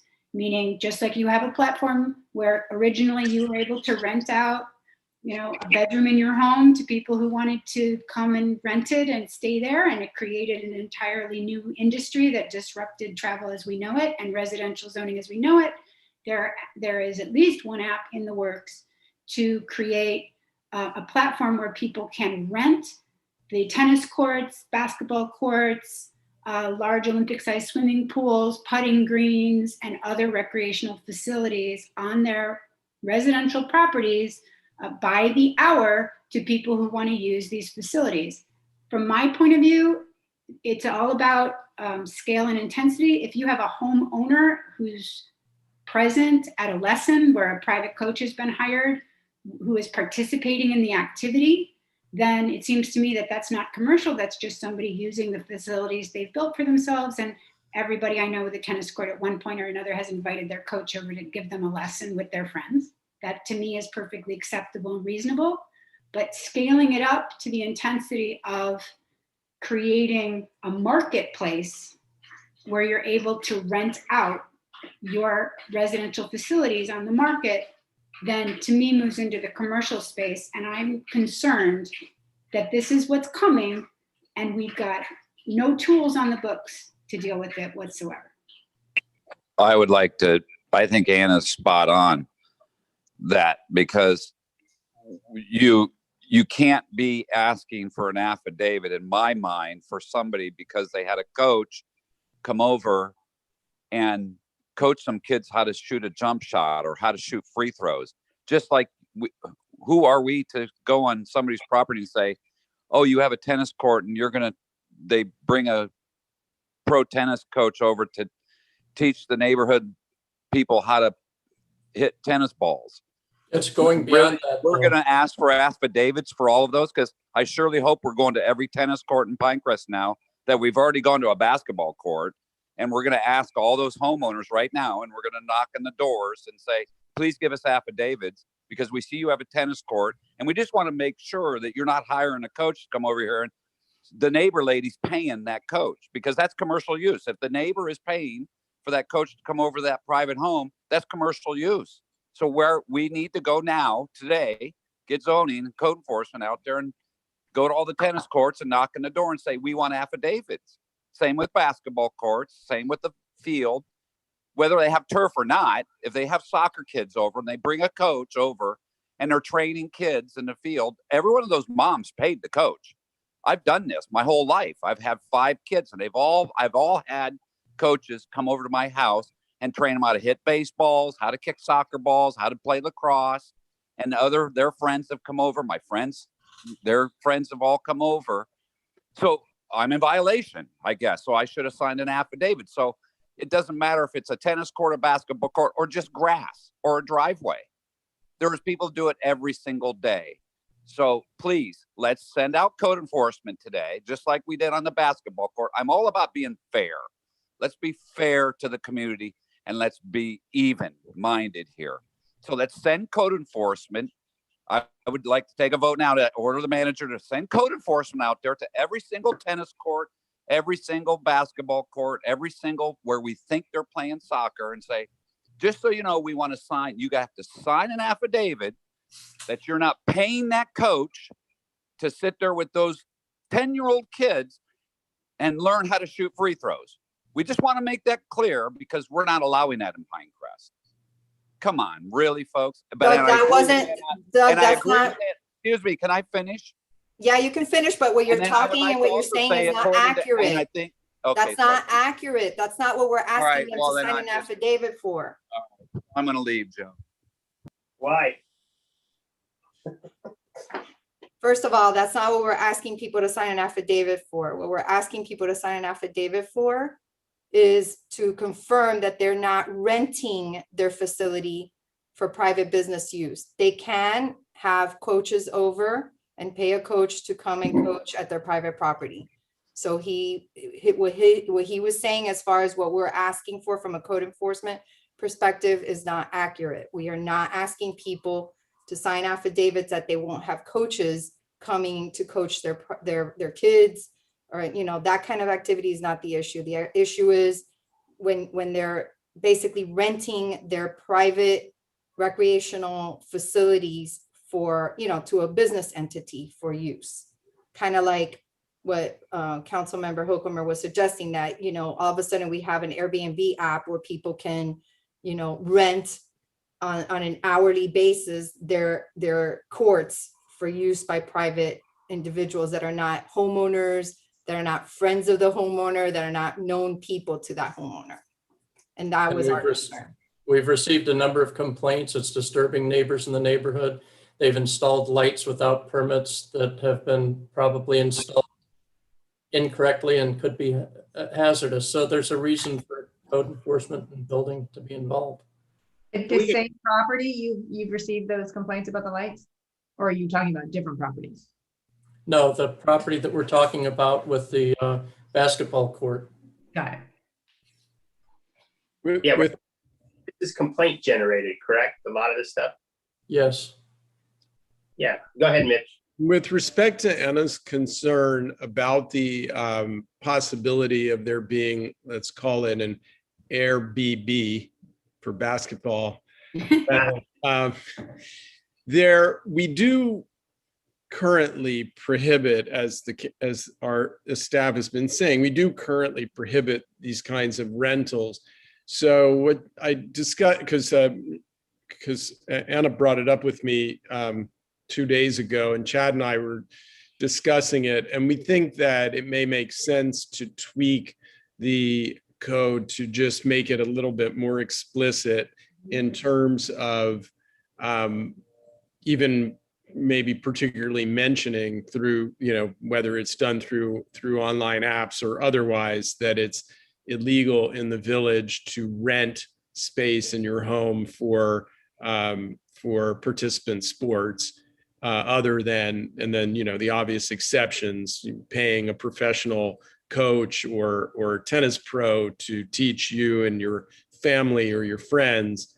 What I will say that when I was growing up, we always took tennis lessons on someone's court. When we eventually got built a court, and the pro would give us tennis lessons sometimes for free in exchange for you being able to use the court to teach others, which was pretty common practice. And we didn't live in Pinecrest, but next door.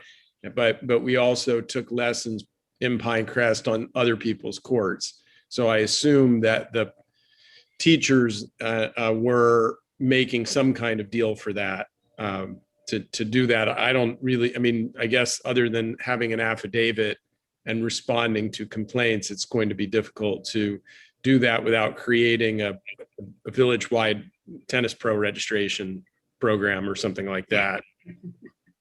Yeah, let's not go overboard on this. It to a certain extent, right? People want to use their tennis court to play. What if they had all their neighbors over in a neighborhood tennis tournament in the back? I guess what we're mainly concerned with is somebody who's making an annoyance out of themselves and with illegal stuff, and the neighbors are complaining, or just flat out rental where they may rent their soccer field to a league to come and play. Is that what we're concerned with? Right. Anna I says mean, yes. I think so. On the extreme end, you'd have a very transactional situation, conceivably, like something that's advertised on an app or in some other way. And, I would like that to be explicitly prohibited. As Mitch pointed out, we can infer that it's prohibited under our code, but I think given the way the technology is moving, it will protect us if we explicitly prohibit that. On the other side, I think when it comes to, I hate using the word, but like nuisance uses and complaint-driven uses, all of this stuff is generally only a nuisance at certain levels of scale and intensity. They're almost always things that, as an isolated incident, would not cause any sort of discomfort or bother if it were a one-off, an occasional, a birthday party, a special event, any of those things. It's when it becomes consistent and repetitive that people begin to complain and say, this is affecting my lifestyle on my street. Somehow we need to be able to find that line that divides just an occasional use of your property, which may, be a great big community tournament or birthday party or something loud and obnoxious that you do every once in a while, and something that is consistently a nuisance. It's the frequency and scale that becomes an issue. And Mitch, this is perfect timing if you and Chad have some language to add to the land development regulations. We're in the process of doing that right now. Can I just mention, I just want to read to you guys, the email I got is from a resident who's talking about 101st and 67th, which I think is this property we're talking about. He complained that we now have a private park and football field in our quiet street. And he had some concerns about the zoning board. So, I don't know the details if it's an organized thing or not, but if it's a large field with kids who are playing there often, I guess that's not against our rules. So it's a fine line, right? Well, on the Parks and Rec perspective, for example, I know during COVID, when we were barring certain kinds of sports, one of the ways that Pinecrest and Palmetto Bay were controlling whether or not it was just a couple kids who live in the same house throwing a lacrosse ball back and forth, or something that was violating the order, was whether or not the kids were league associated. So teams couldn't practice, leagues couldn't practice, but individuals could. It was a very imperfect way of handling a unique situation, but it might give us a framework to consider that might help us better define what we're trying to control here. Yeah, I think that's probably a good place to start, right? The individual kids in the neighborhood is different than, are different than, you know, a sports league renting a venue for a weekend, right? Can you imagine the Collier County soccer team needs a place to warm up? So before a tournament, they come in, rent a soccer field in Pinecrest and play there. Joe, I would say that I very much doubt there's anybody renting to an organization to I mean, we've all lived here for years and years, and I don't think any one of us could name anybody that would do that, would want a strange group of people just coming on their property, renting their yard out or their basketball court.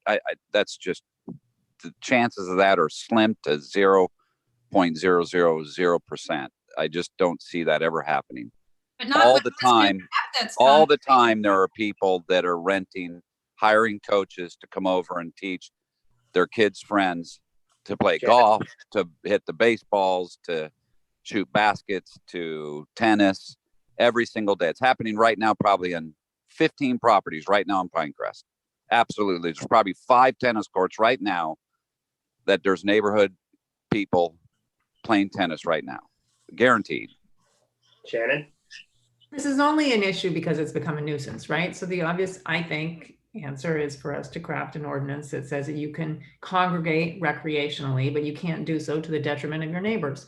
And I'm happy to work with Mitch to, he's the expert, but I'm sure there's some model language out there that we can kick around and then bring to council. But we already have that, Shannon. We already have an ordinance that says you can't be a nuisance. Right. Can it be loud? You can only have a certain amount of noise, and but it's not you can't addressing, park in the street. You know, right. You can't. But it's not specifically addressing this issue. Mayor, the concern is, for example, I'm just using this as an example just to frame it so you guys can get a sense.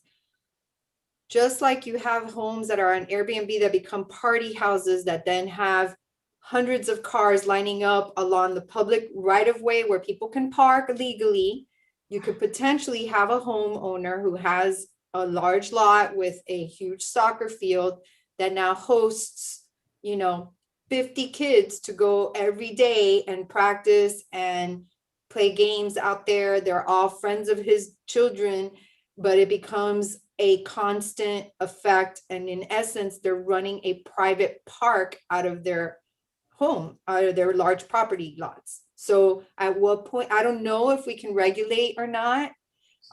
Steve and I, just so that you understand what our thinking was, we were thinking, okay, maybe in the time of COVID, we could make arguments that, because people, maybe want to be in pods and don't want to socialize where they might be around other people. Like you can make all kinds of arguments.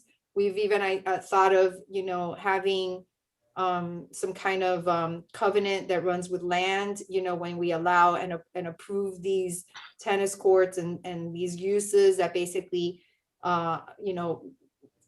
ask that the people say that will never be rented out for commercial use kind of thing.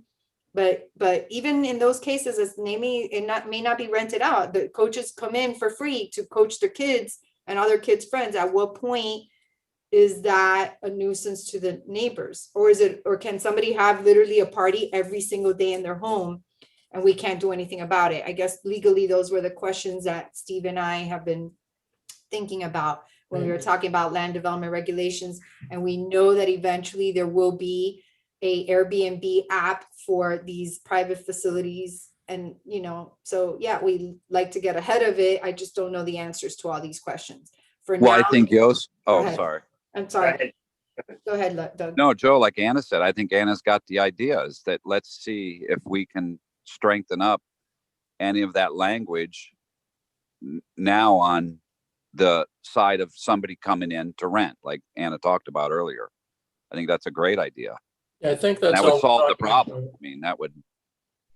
We're not talking about prohibiting, lessons on people's lots or having a couple neighbors come over and play tennis with a tennis coach on an intermittent basis. It's only when we receive these types of complaints, it reaches this type of level where you have excessive parking, excessive noise, and it just happens week in, week out, week in, week out on a permanent basis for commercial gain.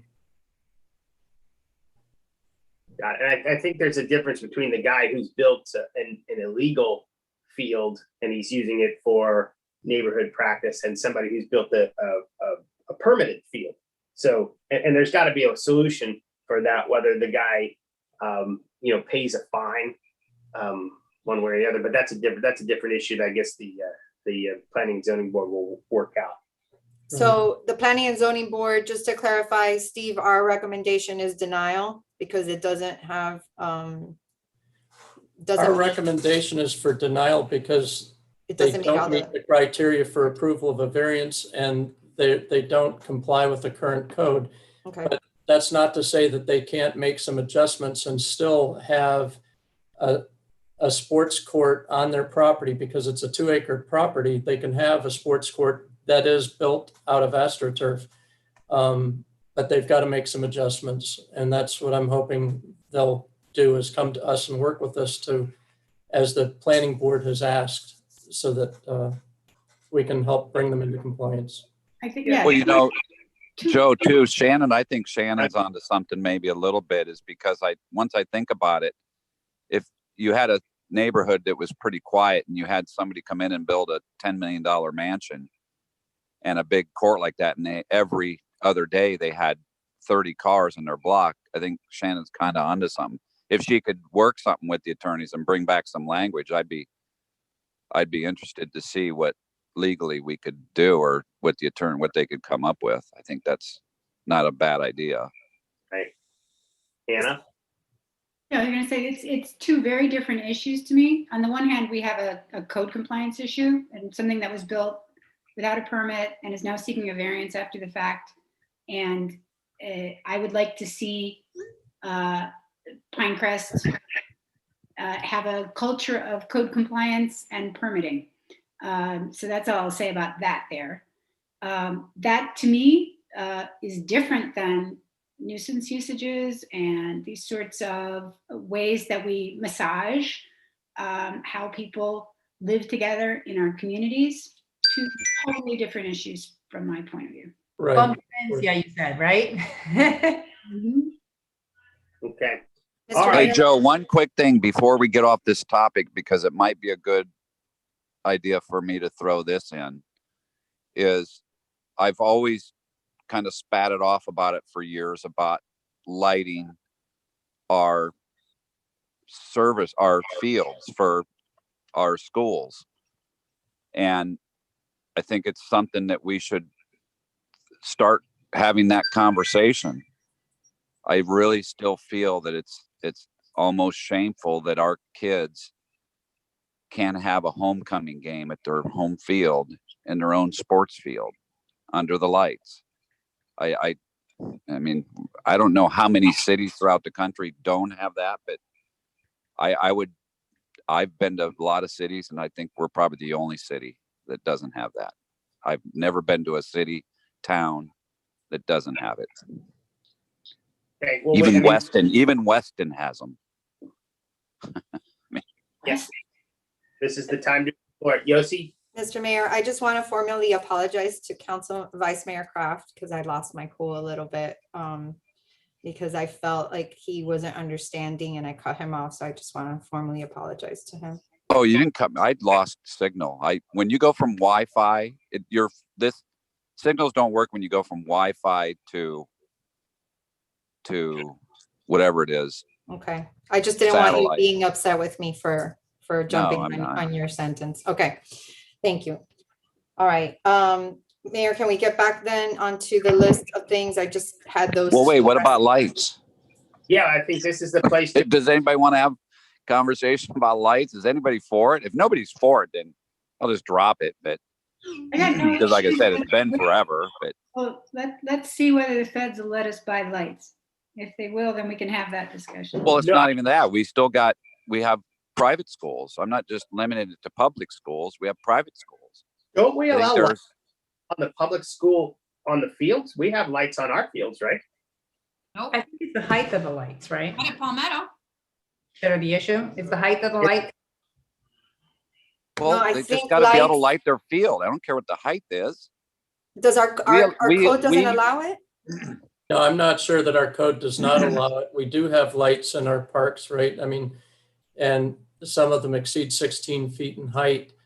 I'm not sure what the history is with regard to lighting of the sports fields at our schools.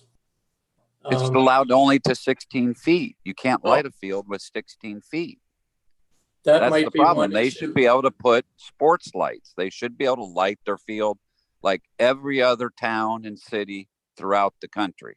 Well, why don't I don't we know put if- that on the strategic plan as a to-do for this year, to prepare a study of sports lighting ordinances and funding mechanisms so that we can have a discussion about whether we want to change something or do something. I think Well, we wait, have- The maximum permitted height of lights in the residential district is 16 feet. I think that we have to be very mindful of the neighbors. I remember when I was on the zoning board that was very controversial. But maybe if we were to manage it like we've done at the gardens, where you only allow a certain number of evenings per year, where the Exactly. Yeah, my thoughts are that if any one of the schools wanted to come in and put lights, we would work with them on a variance, right? Like, didn't Gulliver do a light variance? No, they took it away because it wasn't allowed. They took it off the application. Yeah, I think that was part of the deal, is it got X'd, right? Right. Yeah. Well, Well, they had non-permitted lights by the pool. That was part of the problem. Right, that's right. But a lot of the neighbors came in and asked that the zoning board not approve the height of the lights that they were requesting, because they felt that it would disturb their Friday evening piece. They didn't want to be watching a football game at 9 o'clock on a Friday night.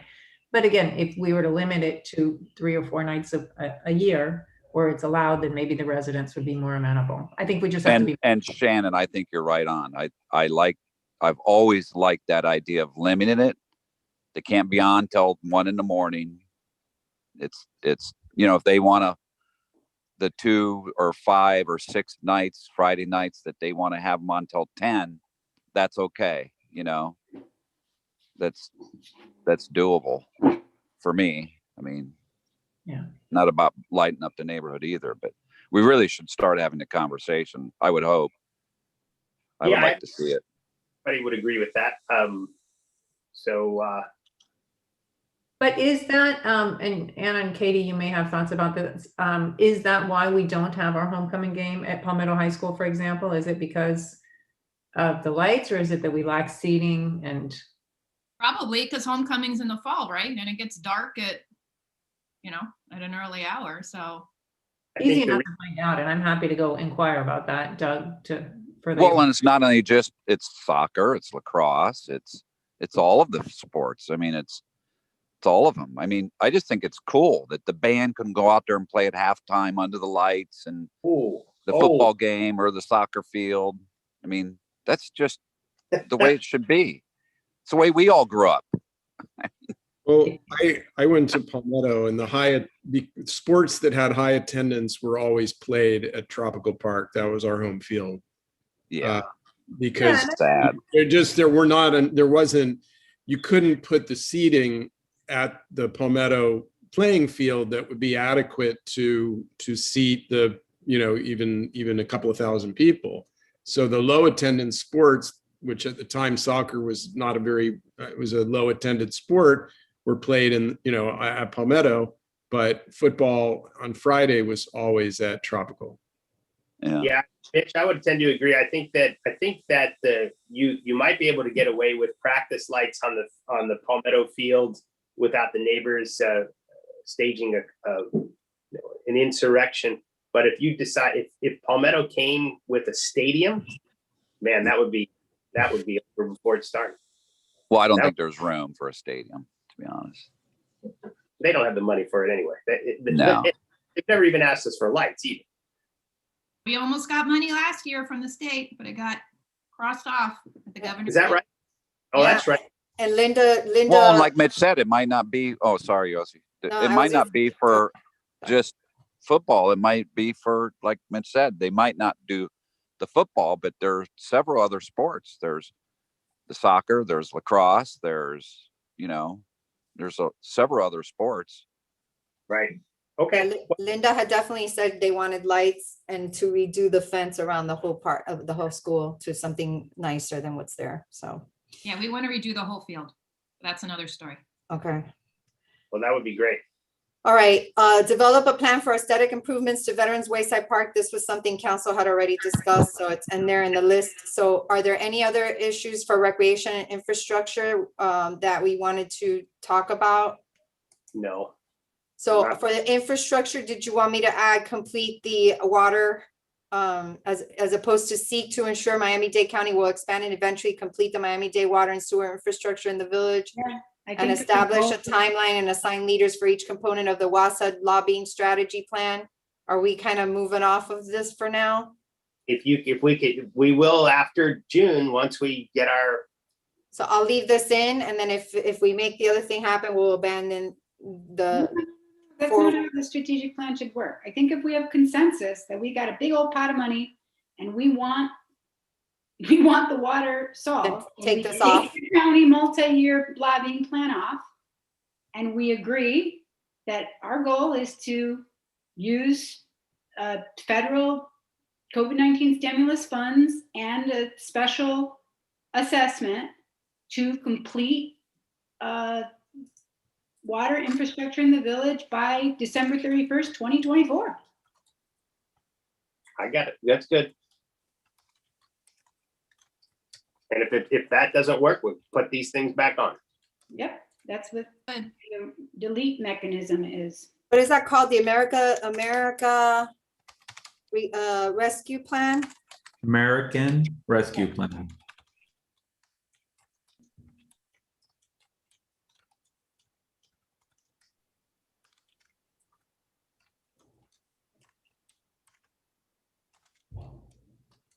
Well, we're moving right along here. We're on the bullet number 2 of our exercise.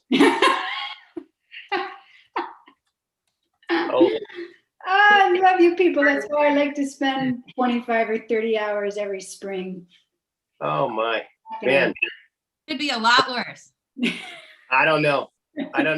We're seeing keep going through this at a snail's pace. I know, but I feel like we're making good progress on, Okay, Yeah.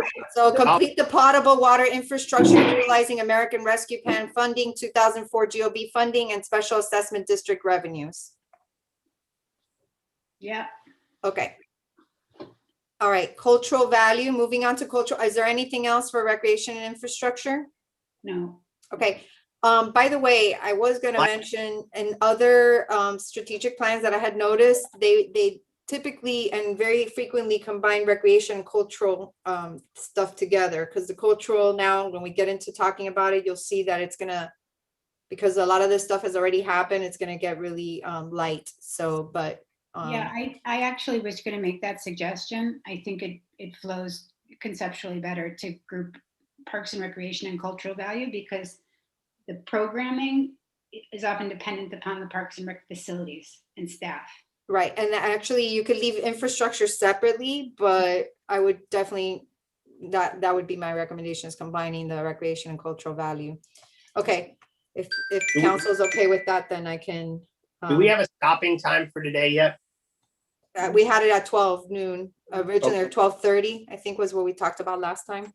All right, I was gonna go to the business association thing, so I'll bail a little bit early. Okay, establish Pinecrest Gardens as a South Florida's cultural art park. We've pretty much, I would say, achieved this, and if council's okay with it, I'm gonna take this off. Fine with me. Yep. Okay,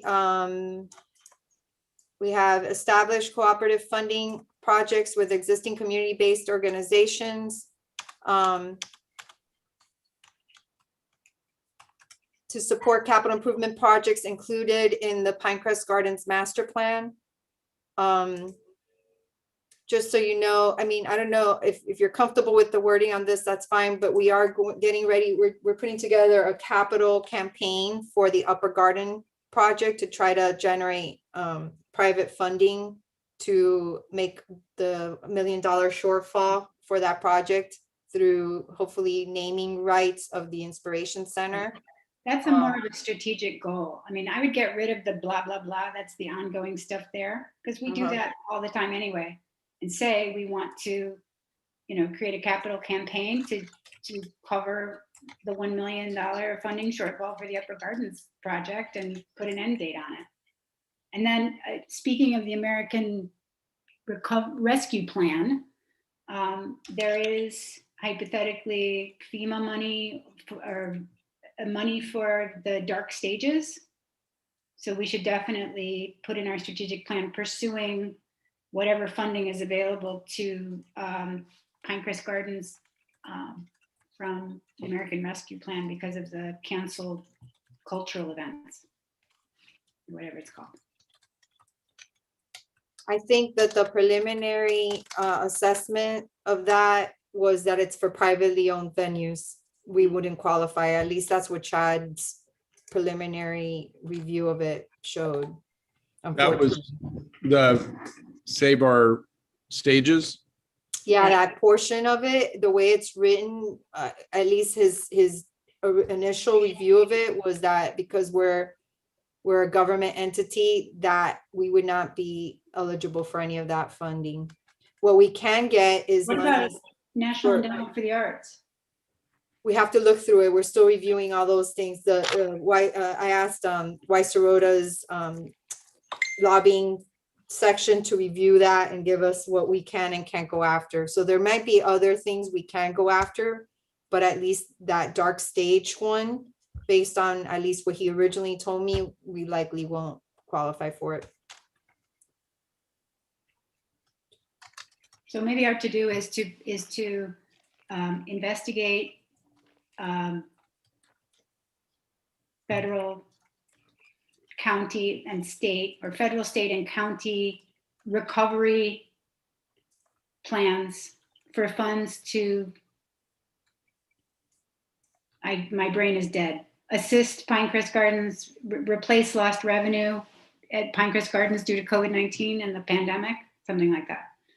Somebody write, use better language. Yes, investigate possibility of utilizing American Rescue Plan funding for canceled cultural events or replacing lost revenues from Pinecrest Gardens.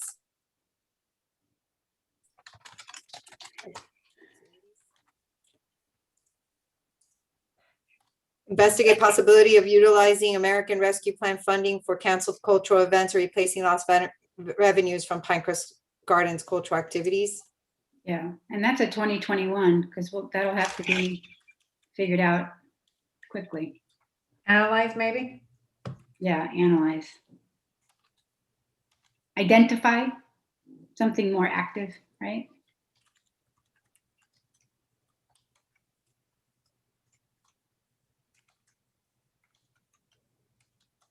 Okay. We had to establish a 501c3, which obviously already happened. Done. So that's done. And then from organizational excellence, we already had the one that talked about doing the Post-pandemic? complete and eternal. No, that wasn't it. The one that looked at conducting an in-depth financial analysis for Pinecrest Gardens that reviews revenue and expenditure. So that's in the organizational excellence. That's not, I guess the cultural value stuff is more. Like if there's only 2 things to do this year coming out of the pandemic, that's okay. It doesn't mean we're not providing cultural value. It just means we're reevaluating exactly what we're going to be able to do. Right. So, okay. Okay. So I will join and flip the stuff that's on recreation down and just leave infrastructure by itself up here and then move recreation and cultural value into this section here. Yeah. Okay, environmental sustainability. Change operations and develop initiatives that improve energy efficiency at all village facilities, as well as developing fuel efficiency targets for the fleet. So we are, we've been in contact with ICLEI, the organization, that we partnered with in the past to work on our green action plan that we basically, we completed to reevaluate everything and then give us like a strategic plan to implement things that would actually make a difference from a green, sustainability perspective. So I would recommend perhaps changing the wording of this to just develop a strategic plan that's for sustainability, that identifies specific goals and targets, so that we have a more formal working document that guides that process, as opposed to just coming up with little, drops in the bucket here, to have something more comprehensive for us to kind of work towards. Mhm. Yeah, I'm fine with that. Am I correct? Am I remembering correctly that under Mayor Lerner, a very comprehensive Green action plan. green action plan was developed and ultimately was not adopted by council? Oh, it was adopted and we Was implemented it it. adopted? Okay. So are we updating the green action plan, or are we doing something different? We would do an update to a action plan, like a strategic plan that specifically gets into, efficiency targets, that identifies the goals for that, but work with, that we don't have that in-house expertise. I think we could use. Let's put it in, because then we may have to budget for somebody outside, some outside consultant to come in. We actually we applied for a it's not a grant, they call it like it's a program that they have where they'll partner with us for free and actually help us do it. So Yeah. I would say complete a comprehensive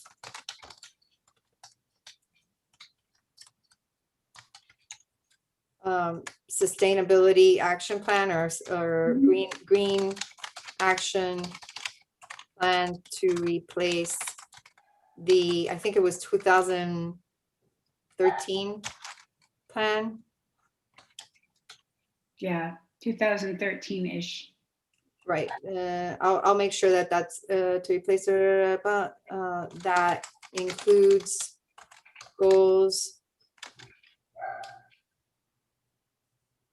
and identifies efficiency targets for each goal. So we haven't had any kind of green plan since 2013? We've had it and we've been implementing the stuff, but we basically have done everything that was in that plan. That was like low hanging fruit. We've done a lot of that. So now trying to come up with newer stuff kind of gets into that 305 challenge. Like, Right. What else can we do? What else haven't we done? What other things can we do? And, kind of to focus our energies a little bit more on that end. I think we need to do that. So I'm going to give us an extra couple days, because a couple years to finish this, because everything's going to be on 2021. 21. So I'm trying to spread it out over a couple more years just to give us a little more leg room, but we're going to work on it starting soon, because we're already on that. Look for opportunities for water reuse. That'll all be included in that green action plan. The maintain street Tree City USA, again, that's ongoing. Are you all comfortable with taking this off? We've been strategic plan. meeting these criteria for so many years. It's become part of our operations. It is. And we have to reapply every year for that? We do. Yeah. Implement an educational campaign to increase community awareness regarding sustainable improvements that can be made by private property. I think this is ongoing, but we're doing it already. I just don't know that we're doing enough of it. So I would leave this in here. Continue. Do we want to try and give it a little more energy by identifying a particular area or two that we want to highlight? I would definitely highlight the solar panel, and I do want to talk a little bit, because down here we get into some of the recommendations that I've heard from different council members, but I know that Sorry. the solar initiative program, stuff like this, that we may get into talking here, that maybe we can just implement an educational campaign to increase community awareness of Maybe village programs. further educational campaign to increase community awareness, you know, blah, blah, blah, including, you know, and then bullets of the ones you want to hone in on. Increase community awareness regarding sustainable improvements that we made. Or with the focus on, or included with the Let me focus. just put this here as a placeholder. Yeah. I think solar isn't, I think everybody is like Including- on board with solar being, Solar in it, well, we're gonna discuss that, but solar. Energy. Let me get back to this one. Create a policy on the installation, maintenance, and subsidies of electric vehicle chargers. We've done that. We're implementing those chargers as we speak. FPL is, it takes forever to get them to do what they need to do to get these things up and running. so environmental sustainability is part of environmental sustainability or is part of infrastructure? Do we want to create a grant program for homeowners who meet economic criteria that would require assistance to either pay a special assessment in order to install water mains? Are we giving that to ourselves as a to-do? I did, we put it in infrastructure. Including the grant? I put complete the potable water infrastructure. Oh, I see. Develop a grant to, Sorry, I just had the thought. hold on. No, that's a great idea. Develop a grant And program for property owners that can substantiate economic hardship for the purposes of offsetting the special. tax music. That's- Another thing which is gnarly that perhaps you should talk about is, given the fact that in the short term, it's likely that we'll have a complete water system, and that one of the fears that our communities always had is the cost of the individual connection. Would we want to consider creating a grant program to help property owners who can demonstrate economic hardship if they are required to connect their home to the water line, either because they have, saltwater intrusion, or their well fails, or even because they want to, but they can't afford it? Yeah, I would think it's a smart thing to do to give those people that truly can't afford it an opportunity. Agree. Because, PACE funding may pass, may not pass as an option for people, but we may want to go a step further to support those people who may feel that it's an economic hardship, and particularly seniors, if they can demonstrate that it would be unattainable for them. Right. Makes a lot of sense. Okay, develop a grant program for property owners that can substantiate economic hardship for the purposes of offsetting the special assessment for water infrastructure or cost of connecting to existing water infrastructure. Yossi, how would something like that work? I mean, would that be a grant that gets paid back when the house is sold, or it's just free money, or how would exactly? It's however we want to develop it. In North Miami Beach and Highlands Park, when they put in water infrastructure, there was, because it was an area that had very low income individuals, the way they did it was they create an easement through private property. So because you can't give and Mitch may have to kind of chime in, we have to look at how the mechanics of this would work. In that case, my recollection was that you can't use tax money to benefit private property owners. But if they can find a financial hardship, like if you're doing it because they're below the poverty level or something like that, then we can give grants. But I know in Highland, we had to get easements, Mitch, to allow the connections to those properties. And then the city would pay for that connection. So if it's gonna actually benefit, like create infrastructure, is that how it works? Well, any expenditure of public funds has to have a public purpose. That's the first thing. So it can't be solely to benefit private property. But if it otherwise has a public purpose, then you can expend it. I'm not sure about the easement requirement or why that was Done that way. needed in the case that you're citing. I think it was because the city was making the connections for them. Yeah. Where in this case, it would just be a grant, but we can develop the program, and then, if legally we can do it, then obviously then we'll bring it to council for action. If we can't, then we'll advise council why we can't. But we'll give it a shot. Yeah, I'd like to know whether it's possible. Right. Okay. Okay, implement a solar initiative program for residential and commercial properties that include financial incentives. Katie had thrown this in the mix, and I know that we've had Daniel Enekis kind of reach out to people on just developing something that was more formal to incentivize solar programs or solar installations in the village. Would you like a presentation on that? I know he's listening and has offered to jump in on the call if we want to listen to that presentation on the concept of doing this solar initiative program. Alternatively, we can arrange to have that presentation at a different meeting. I wouldn't do it now. We've got a lot of strategic planning to go down.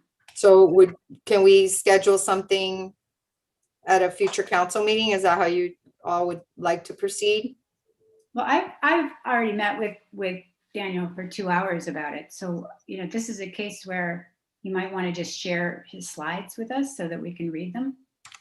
I have those. I will share to council. Are you comfortable with this goal, implementing a solar initiative program for residential and commercial properties that include financial initiatives? And then we'll Incentives? come up No. with I'm an not actual there yet. program. I'll admit I'm not there yet, and it's not news to probably to Daniel though. My question is, and it still hasn't been adequately answered for me. And if it were adequately answered for me, then I would be fine with it. Is why is it the village's role to incentivize solar on privately owned property, as opposed to some other governmental entity or some other institution? Well, I think the argument would be that if we're serious about environmental sustainability, that we would take an active role as an organization to educate and also advocate for those things. So we would definitely. But we already have that. We've already been doing that. That's part of our strategic plan. We've been educating and advocating. That's what the previous line about the improvements to private But property. do we put our money where our mouth is? Well, We do. the question is, are our own facilities entirely solared out? Our own facilities, we've looked at, anytime we've redone roofing for our facilities, we've looked at the feasibility of putting in solar panels. We looked at it at the community center when we were doing the community center, and that was ruled out. We know that in the municipal center, we can do it. And in the Pinecrest Gardens, we ruled it out because of the historical nature and how aesthetically putting the solar panels in the main building of the Pinecrest Gardens, which would have been the only one that would be really viable because, of the tree coverage elsewhere in the property.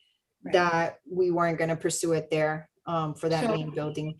Can I make a suggestion? Can we just change the word implement? Can we just change it to explore or something that's not as binding? And we'll further discuss it and, you know, look at the slides if we need to look. I would like to refresh myself with the slides. I only had a conversation. Actually, he did show me the slides. I take that back, but I would like to refresh my mind of that. Would council be open to that, leaving it there, but just changing it to explore without any commitment? Well, you know what? Why don't we take it off altogether and have a, if somebody wants to explain it or send us the slides, and then we can determine whether we want to put it in. I mean, how many years ago, Yossi, was it that we tried to, we considered incentivizing that type of thing through reduced permit fees and things like that, and the council voted it down. And I'm in favor of stuff like that. I think that's pretty light, a way to incentivize it from the village's perspective. Anything more would have to be explained. So yeah, so again, under Mayor Lerner, towards the end of her second term, the proposal was brought to encourage solar by waiving the permit fees that the village might impose, and it did not pass. I share Joe's sentiment. I wouldn't have any issue encouraging it, you know, through putting our money where our mouth is by making it a no fee permit. Although, given our current building and planning fee algorithms, you know, that's a real policy choice, because we had decided that as a matter of policy, we were going to have permits pay for themselves. So to create carve-outs of no fee permits to encourage specific types of upgrades to privately owned properties is a real statement. I'm fine with that. And in terms of any other sort of financial incentive, I think we'd have to listen to some real proposals beyond the general and see how far we want to go. And he actually looked more also and going to what his concept was also looking at more also like what South Miami did, which took it a next step where they required all new development to have not just solar capacity, but to actually install solar.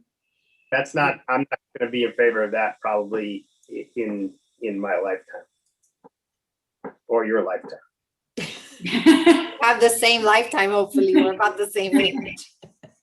Yeah, I the other thing I could see was, maybe working with building and planning, if they wanted to explore, a pilot program that would, be in place for, 3 years or something to see whether it actually generated more solar installation. I don't know, for new builds or something like that, whether there would be some financial incentive or free fast pacing of their, roof and electrical permits or something like that, some sort of trade-off, which wouldn't be necessarily dollars and cents, but might increase their efficiency, and see whether that spurred any additional interest in solar, for example. I mean, I would be okay with playing with that and putting a time limit on it and evaluating if it had any effect.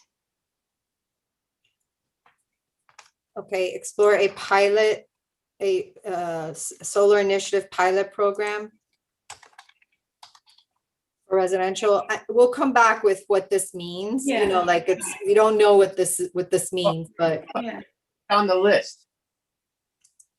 explore a social initiative pilot program for residential and commercial properties that include financial initiatives or incentives or other benefits to spur.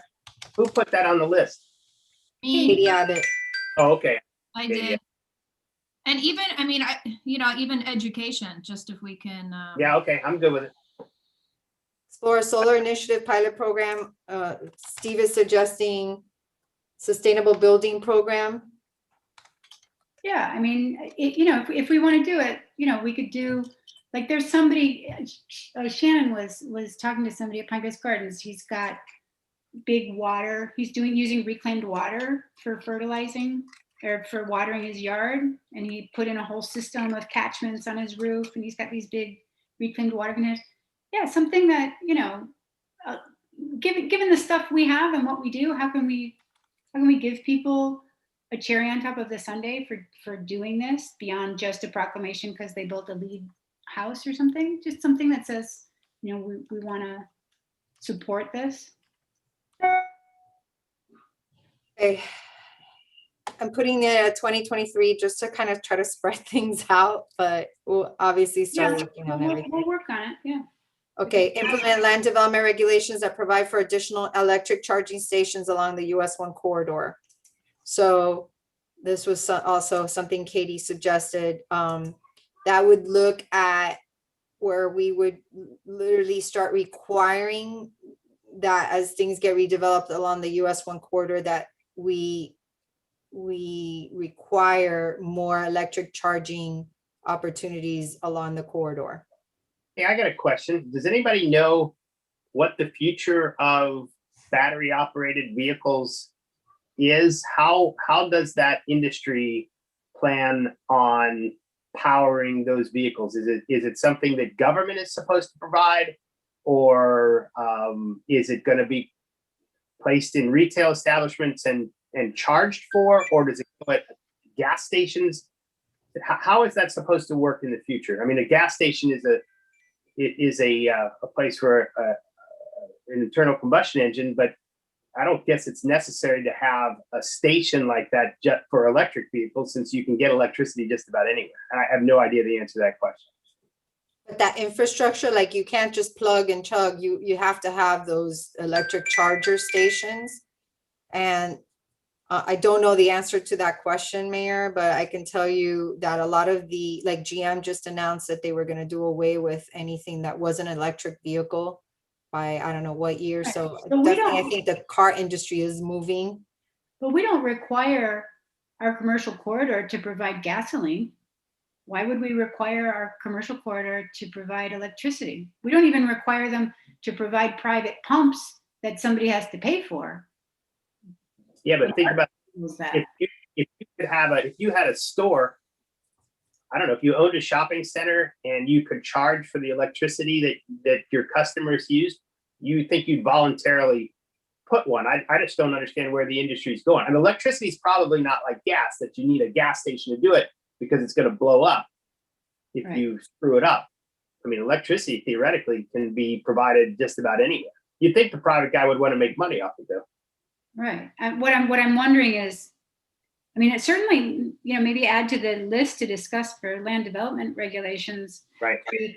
Over the next year or two, you know, does it make sense to put that in our LDR and require it? It requires an exploration of imagination and kind of future thinking about where we see this is going. And once we codify it in the land development regulations, if we have misjudged, we may end up with people spending a lot of money on, you know, outmoded, anachronistic technology, which is also something we don't want to do. Yeah, I mean, I don't think this technology is going to be going away anytime soon. You know, kind of the point of this and the previous one about solar is it's, you know, it's kind of like monkey see, monkey do. And Pinecrest has always been set great examples of, you know, where the future is going and what we can do to better ourselves, better the environment. And so, you know, I just threw these two in there. Mm-hmm. And the other thing is, I think Joe has a good point that, you know, when you have these places, I think people will, you know, a lot of people go from the airport to Key West or whatever on a trip. And if there's a place to plug in your car on the way and it's right next to Flanagan's or whatever, I think it's an incentive for the businesses as well. But my question is, why would we require them to do that? If this is benefiting the businesses, wouldn't the strip malls and the businesses along US 1 want to put it in as an amenity? I mean, it's like everything. Yeah, I don't think I meant it would need to be required and codified. You know, one of the things we talked about in the past is putting it into our parks along the highway. That we're doing already. We're doing that already. That we're gonna do. We're gonna have them at our parks. It's just taking longer to get the. Yeah, because we've been infrastructure done. talking about it for a while, so. But that is that we're doing that in our property already. So the question is, do we want to require those types of facilities along the commercial corridor, or do we just leave it to private industry? Again, the environmental sustainability category, it just depends how proactive or how much we want to spur some of this by taking an active role as government to force something to happen, or do we take more of a let private industry do whatever they're going to do and take a more hands-off approach? These Well, Yossi- suggestions are more us getting involved in it to kind of cause something to happen and change. Yeah, Maybe just say, you know, if you put in a bike rack in a shopping center, we give them an incentive. They get an outside table they can eat. If they put in what else was it? A bench outside, then they get 2 more parking spots or a table. Maybe if they put in a charging station, they get 4 parking spots. I don't know, maybe something like that. Just incentivize it a little bit. That you're right. I agree with Anna. We shouldn't force somebody to put in a gas station, but if we incentivize saying, hey, if you want to do this, we'll give you, like I said, like we do with the park bench, with a bike rack, with a charging station, staff can figure out what they think is appropriate to I agree. give them some type of credit. So I've written this to say, evaluate automobile industry trends to determine if land development regulations should be revised to require or incentivize charging stations along the US 1 corridor. I would just say incentivize, take out required, Fine. but it's up to everyone else. I agree. Just take take require out. We're just gonna look and see if we can incentivize it. We'll figure it out, report, and how we would do that. Yeah. Okay, I'm gonna put that through 2023. Determine where optimal sites for solar panels are in the village's building inventory and installed panels where practicable and cost efficient over the next 5 years. That was Councilmember Holcomer's suggestion, and the one areas we have not looked at would, like, for example, when we do Coral Pine Park's new building, we could look at that and see if it's viable or not. Yeah, I mean, I And think even Evelyn Greer Park or Sunnyland Park, those kinds I of. mean, I think what I would like to see is that it becomes part of our capital improvements and maintenance program. Right. Whenever and wherever we can put solar in, we do. Not as an extra, but as part of how we maintain and improve our facilities. Is everyone okay with that? Yeah. Yep. Okay. Okay, environmental sustainability. Anything else that anyone is interested in? Hold on, complete. Oh, further educational campaign to increase community awareness regarding sustainable improvements that can be made by private property owners, including solar panels. How about especially solar panels? Since we seem to be on like a solar theme.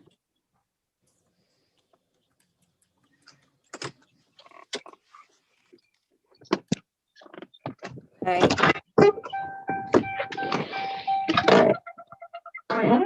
All right. Any other issues of for environmental sustainability? I would love to see, and this probably shouldn't be in our, I don't know if it should be in our strategic plan, but I would love to see a village-wide composting effort. And I know a resident had emailed Katie about it, and she also emailed me about it, and perhaps that can be through the YAC. And I don't think it needs to be in the strategic plan, but I'm just throwing it out there because I think it's something that we should be doing on a village-wide basis, and we should try to educate people about it to the extent that we can. But again, that's not necessarily to be included in our strategic plan. We do have a composting program like that where we educate people how to do it in their private homes. We do that through Lacey at the Pinecrest Gardens.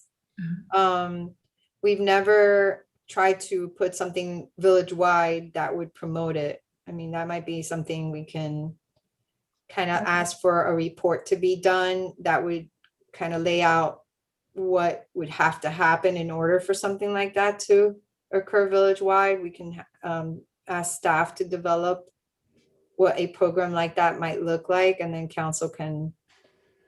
Is that something anybody else would support, or is that just me out there in left field? No, I've heard from that resident and a few others actually. I don't know, it must be the hot topic again. I know it was hot a few years ago, and I think it's just coming back with everything in COVID. And I think people are gardening again, and I'm all for it. And I mean, I guess we could tie it in with the Green Action Plan for, creation, Yeah. right? I think there's interest in it. Yeah, I have no problem with it. So do you want it as a goal or include that when we do a comprehensive green action plan? I think include it in the Green Action Plan. I Yeah. mean, it falls under that umbrella. Mhm. Okay. Anything else that anyone can think of from environmental sustainability standpoint? I'll throw out there, does anybody want to create a strategic plan to somehow grapple with the South Florida Water Management District and the garbage in the canal situation, particularly on Red Road? I think it's a regional issue, and so I'm not entirely sure yet how to advance it strategically, but I think writing a lobbying strategy to try and include environmental protection in the South Florida Water Management District's mandate from the state is the way to start. However you decide to do that. Yeah, let's explore that because those canals look terrible. Develop a lobbying strategy to address waterway debris, a lobbying strategy for it's the state of Florida, all the districts, right? We would be changing something. Well, specific, I mean, ours is South Florida Water Management District, but yeah. Frankly, I guess if North Florida wants to do its own, they can, or Central Florida wants to have its own policy, it can. Develop a lobbying strategy for the South Florida Water Management District to address waterway debris. And Biscayne Bay pollution.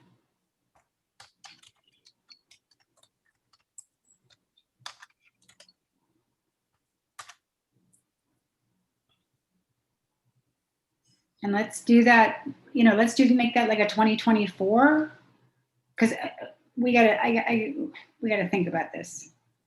That's a big mountain to climb. I just think we might as well talk about it. We've got Is that canal cleaned on a schedule, or is it cleaned when someone picks up the phone and says it's full of both? So the canals are cleaned on a schedule, which is a very infrequent schedule, and the machinery that services the canals at any given moment can be anywhere between Homestead and Palm Beach County. So if you have a particular buildup or particular problem and you ask that an extra cleanout happen or start complaining, you literally could have trucks driving 3-4 hours down the highway to address that. So it's a lack of underfunding, it's a lack of not having particularly modern equipment, it's not having the manpower. It's a very old-fashioned problem in that there's not a particularly efficient way to do it. It requires trucks and sweat and guys and man hours. And so that part of South Florida Water Management, frankly, is underfunded if one of your objectives is to protect the quality of the water and the amount of garbage and pollution that is ejected into Biscayne Bay, because their mandate is only to control flooding. And they only clean out the canals and clean out the stuff that's in those gates right before it gets to Biscayne Bay, to the extent that it may affect the operation of those gates and therefore affect their ability to control flooding. So everything flows from their mandate from the state, even as a secondary mandate rather than a primary mandate, including language that says you need to control flooding.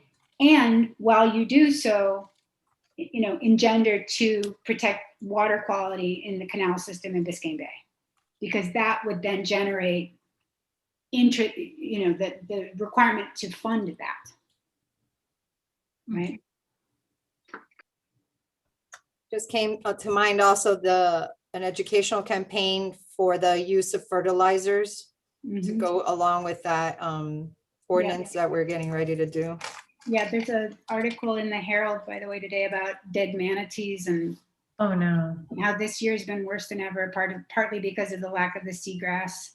And they do comment on the seagrass problems being partly caused by fertilizers. So. Right. Okay. And then the transportation, pedestrian mobility, these are the things council had already asked for. We just moved them into their own categories. So now instead of having 6 categories, we have 7 categories. Okay. Anything else with environmental sustainability or transportation and pedestrian mobility? I do want to talk a little bit about transportation and pedestrian mobility to just get council, and maybe this might not be the right time, but we've had instances where things were on the transportation master plan. For example, the traffic circle for, what is it, 82nd and 124th, right? 82nd and 124th, where we know from traffic counts and everything that it would improve traffic flow through that area. But then when we petition the 4 corner properties, they're not in favor of it.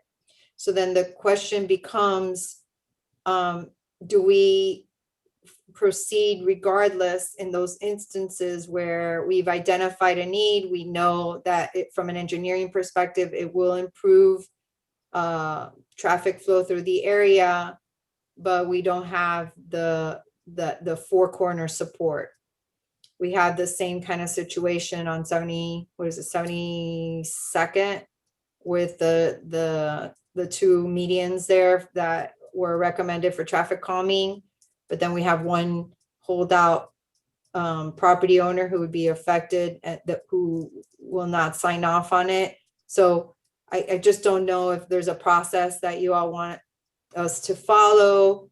And maybe this isn't the right discussion item, but just want to put it out there for you guys, whether you want to take action on that or not, or give direction to staff on how to proceed. Do we come on a case by case with recommendations to the council as staff believes things should go forward irrespective of the affected property owners, or how do we go about that?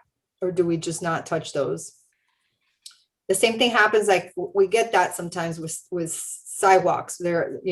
Sidewalks are very controversial, but we've taken a policy decision or position that sidewalks that lead to our parks will be built. And if they've been identified in the transportation master plan, we, regardless of pushback, we try to work with the residents on their placing, but ultimately we go in and actually build them.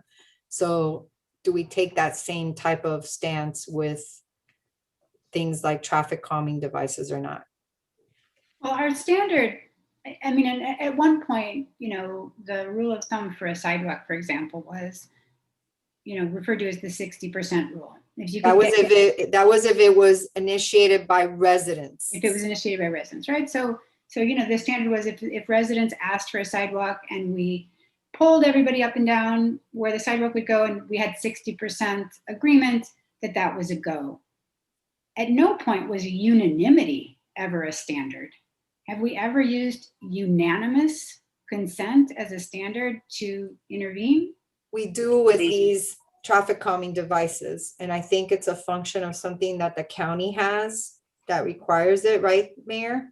It may be an outdated standard, but yeah, in the county's guidebook, when they place a device like this, they want unanimity in what they call it affected property owners, and those are the people that the device goes in front of the house. The problem is that, but then it's basically holding the whole village hostage for something that we know from a traffic perspective will improve flow Could we even permit it without the unanimous consent based on the county standard? Not if the county is getting it. I believe that if the council takes formal action, the county will consider it. I don't know that they'll actually allow it or not, but it would, you know, I haven't moved any of that because first I wanted to have this conversation, like, do we push it or not? Because our transportation master plan definitely is recommending that traffic circle, and everything that we've seen from traffic counts and just the way that operates right now, you know, you could keep traffic moving through there. Actually makes it easier to move traffic if you don't have a stop sign or a stoplight there. Mhm. I think we take it on a case by case basis. I'm a little leery of the transportation master plan because I think in many cases it goes way overboard, almost to the point where if you put all these traffic calming devices out on the street, you've accomplished nothing except you know you've traffic calmed every street now. It then becomes clogged, then you have to start over with the traffic. I think a lot of times they've overdone traffic calming in a lot of these cities. And then again, with this, what is the problem we're trying to fix, and how severe is it? Would dictate to whether we needed to do something or wanted to do something, right? Like if you had a bridge problem, say like in Palmetto Bay, you might say that problem is so severe that you have to do something about it. But if you've just got a little bit of a delay at an intersection, then you know maybe that's more of a nice thing to do, but it's not critical. And so I don't know where this device actually stands in the severeness of the problem. So from a process perspective, would you want staff to just put together a report on these instances for council and put it in communique and just leave it at that? And if council feels they want to act on it, they would pull it off communique and take more direction, give staff more direction than just from a process perspective? I would follow the rules as they're set out by the county, unless something became so severe that we had to act. So if there's something like that we need to fix, for instance, here's the problem, right? It's subtle. This thing on 72nd Avenue, I don't even know if that's permittable through Miami-Dade County. What are those things? Diverters in the middle of a half section line road. I can't imagine the county would let us put that out there anyway. So why would we break the rule? You know, guy doesn't want it in front of his house. It's a marginal device in the first place, may not get permitted. Why would we do that? I don't know what problem that is actually solving. By the way, on that particular problem, we're gonna add those radar speed signs to see if that helps out there. Try to calm traffic a little bit. You'd think that somehow clogging up a section line or half section line road is the exact opposite approach that you would want to take. But Yeah, I mean, I think we've had this discussion before. I mean, there's a difference between controlling speed and trying to dissuade people from using certain roadways. Dissuading people by making it unappealing to use certain roadways isn't good traffic policy, but certainly finding ways to help people obey the speed limit is. Yeah, maybe on 72nd, you're trying to, I mean, we're off topic, but right, I understand. People down, right. I almost think we should take it on a case-by-case basis and not set policy that goes against current county policy. I agree. I think that's quixotic to determine a village policy, which is a no-go and immediately puts us in opposition to the entity that ultimately makes all of the permitting and policy decisions about these sorts of interventions anyway.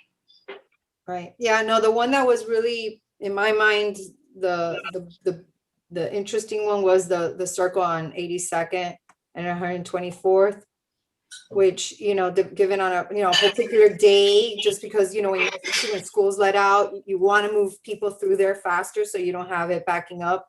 But it happens for a finite period of time, and then, then you don't have that bottleneck in there. and that's one where I look at it and say there's no negative with that. That's not a mini traffic circle in somebody's residential neighborhood. That's a traffic control device on two section line roads. And right, that will have a completely positive effect on traffic flow. In a case like that, you could see trying to get past the county regulations and doing it even if somebody didn't want it. I mean, people don't have a say on whether you're going to put a stoplight there. It meets a warrant and it gets put there because there are two transportation facilities, right? So in that case, I would be inclined. I mean, I would consider saying yes. We probably need to put that circle because it's a great traffic. It'll eliminate a lot of delay. Whereas if we're going to clog up a section line road, maybe that's not the best thing. So on a case by case basis is the way I prefer to handle it. Okay. We're done with strategic objectives. Anyone give thoughts to the community dashboard metrics? Yes, I have thoughts. And my first thought is that I had real trouble coming up with good metrics because I'm not clear about the difference about who the audience is for the dashboard versus the strategic objective of the audience for the council monthly report. Who are we speaking to in this dashboard? Because that will great. And one of our strategic objectives, by the way, is going through our report and figuring out what we want to hear about. Right. So I would focus this specifically to the community dashboard, because we are going to be reviewing what your reports have, and we can come up with our own dashboard in the monthly reports for council. So in this particular case, I was focusing on community dashboard, and I can split them up and have community dashboard and internal dashboard, and just split them up and have, what you all want to see internally to help you make policy decisions versus what we want to communicate when you talk about we're an excellent organization and a financially stable organization. How do we communicate that, the fact that we are that, through a community dashboard? Like what does that mean to people? How do people know that we're an excellent organization and that we're financially stable? Yes, go ahead. May I interrupt? I'm going to step out because I got to stop at noon. So Doug's not here. Who's up to run the meeting? Who's next in the? Katie, I think. Which I got as well. So, but are we going to proceed if you and Doug both aren't here? Well, I'm here, but we can stop now. But we can stop now, Joe. Anyway, I didn't think you were there. Doug's the vice mayor, so he'll run the meeting. No, Joe, we could all go. I got to get going too. So I would say we have this another day. Can we just get your? We've talked a lot of good stuff. So I like what we've accomplished. I think we could just save it. Mayor, can we just get everyone to give me what their recommendations are, and then I'll start working on the document, get it to everyone, and then we'll schedule just the wrap up. We got to wrap this up. Yeah, and maybe Yossi, maybe if we do a real light council meeting the next time in anticipation that somebody might come out about the water project, maybe we can just wrap this up there. Okay, I'll try to do that so we don't have to have another meeting. Yossi, could you just quickly define, when you're saying community dashboard, are you talking about the new website that's going to have the dashboard on it? I'm still stuck on the community dashboard. Yes, terminology. We would report it through community dashboard on that website. And I'm going through this document because towards the back of this document, I started looking at, like creating a dashboard that would be for the residents, that when they would go on our website, they would look, this was just something, but like, this is kind of like what cities call dashboards. You have all these different, metrics. I'm going to send you, this is Fort Collins has community dashboard example stuff. So I'll send some of this so that you guys can get a sense of what other communities are reporting to their residents, but it's meant to be to push Metric. information to those folks. So Councilmember Hokumer had sent me this list. It's at the back of on the last page. She had said, you know, what the assessed value is for the property, what the property taxes are for the property, what open permits do I have? Like, what would people want to know about their own stuff and or the view of the village? So Right. these were some of her suggestions. I just put them in here to capture Yeah. it. And it really has two functions. We've got to decide whether we want the dashboard to address both the functions or one or the other.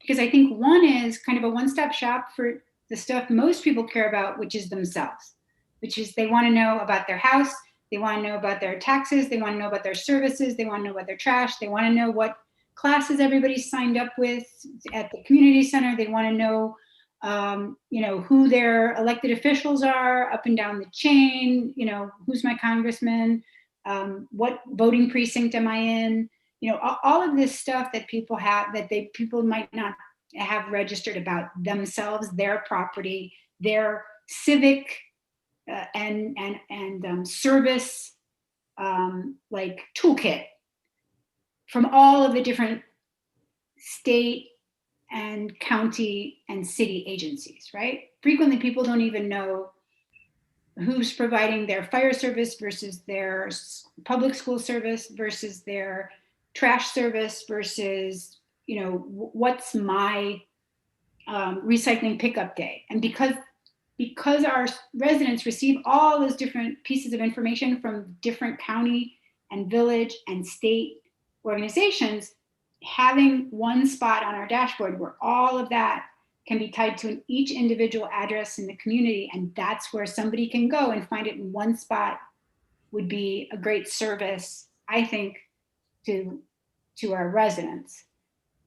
Another use of a dashboard would be, while you're here, what's kind of an overview of, you know, the 10 metrics or whatever that the village uses to evaluate its level of efficiency and service that we want to keep a running tab on?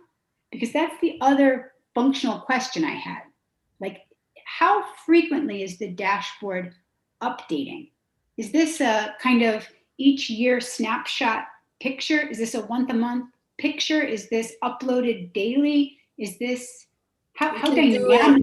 We can do it whatever way and how current, like we can do it exactly like that. Some might be updated once a year, like millage rate charts. Right. Others might be updated monthly, daily. Like I'll show you what other cities do, because Yeah. maybe that'll help you think and see, you know, what we're looking at. But I mean, we shouldn't just do it for doing its sake. It needs to be for a reason, like why are we monitoring certain things? And then how are we gonna collect the data to do these, you know, different charts and dashboards? I want to apologize, Josie, because I know you've been asking us for input on the dashboard for several weeks. And I really, you know, I kept like, I'll get to it. But now I think I have a better understanding. Yeah, I'll send you a little bit, just, I'll send you different examples. I'm just gonna send you links of how other cities do it. You know, you don't have to reinvent the wheel necessarily. I just think we need to kind of figure out what is valuable, like what do we want to put out to people that will help them assess whether we're doing a good job or not, you know, and ourselves also, whether we need to improve in a particular area or not. I will tell you that when I was reading your strategic plan from last year and reading the budget documents, like some of the graphs in there were super interesting to me as a homeowner and as a candidate, but particularly as a homeowner. So I think that a lot of those you're already doing, but I agree that it would be super useful if you would give us samples of what other cities are doing so that we can look at it and extrapolate what we think might be relevant to Pinecrest and interesting to our residents. Okay, I'll send something out in the next couple of days with examples and links, and then you guys can have fun. And if you have ideas, send them to me, because I'll start building it in the same way I did the strategic objectives. I'll set them into the document, and then we can just go through them and it'll be faster. Okay, did we lose the mayor? And Doug, I think. And Doug, yeah. Yeah, the mayor left the meeting. And Doug too. Yes, he's no longer on the call either. Okay. Katie's So- in charge. I move that Councilmember Abbott take over as chair of the meeting. I second. Do we, all in favor? I, All right, Katie, grab the gavel and start banging. Well, it sounds like we have our marching orders with the dashboard. And since, start by hitting me over the head because I haven't done it. well, no, I needed clarification myself, which is why I asked, and I'm glad I got it. So thank you, Yossi. So yeah, I mean, I think we're set to proceed. Okay. Anything else? One last thing, I tried to, since we're changing the look and how this whole thing is gonna be laid out, I tried to take from our old strategic plans and kind of put it into this new system where we have like qualifiers underneath each goal to help further explain to a person who's not sitting through our meetings what we're talking about. So feel free to send me edits, suggestions. I just was doing this, over days and days of just trying to put stuff in there to kind of information dump to help a layperson coming in understand what we're talking about. And if I'm not capturing what you feel is council's intent in these goals, just let me know and we can also edit these down. So. Okay. So our homework is to look at the dashboard metrics and also the rest of the document. All these little definitions, obviously what you have in the draft I sent you last time was good through what we did today. So I'm gonna update what we did today and further, but that'll take me at least a week to get through all that. Okay, so Okay. on this document, in other words, this document is good through 4.4 was as far as we got last time. Everything else in here, I kind of threw in what I thought, and I don't know if some of this will change. I'll have to go through all the stuff we did today and update everything. Okay? Okay. Okay, so we'll discuss this again at our April meeting. It looks that way. I'm gonna Okay. try to, again, if we can do some of this homework offline, I can kind of build it in and it'll help move that further faster. Okay, so Am I we'll the tell only you our holdout? thoughts before. Anna, hey, am I the only holdout? Are you guys ready to go? No, I don't think anybody else, I know Anna's worked on it, but I don't think anybody else has. Yeah, but as I said, I wasn't clear entirely who I was thinking about, so I'll keep mulling it over and sending more stuff. I think we should do both, what we want to communicate to the community and then what you all want for your monthly reports. So do we want to give ourselves a due date? I find we tend to be a little more efficient when we give ourselves a due date. We have a council meeting on the 13th. So what if The week before that? yeah, certainly by Tuesday, the 6th, we've gotten our dashboard items to you for consideration. Is that enough time or do you want it the 1st? And then I'll get something to you guys, right? Yeah. Perfect. Okay. That sounds good, right?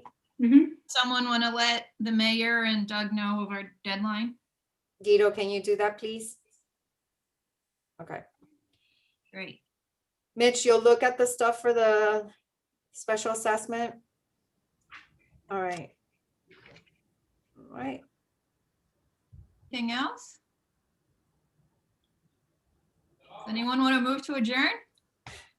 Janet? Coloring Colorado.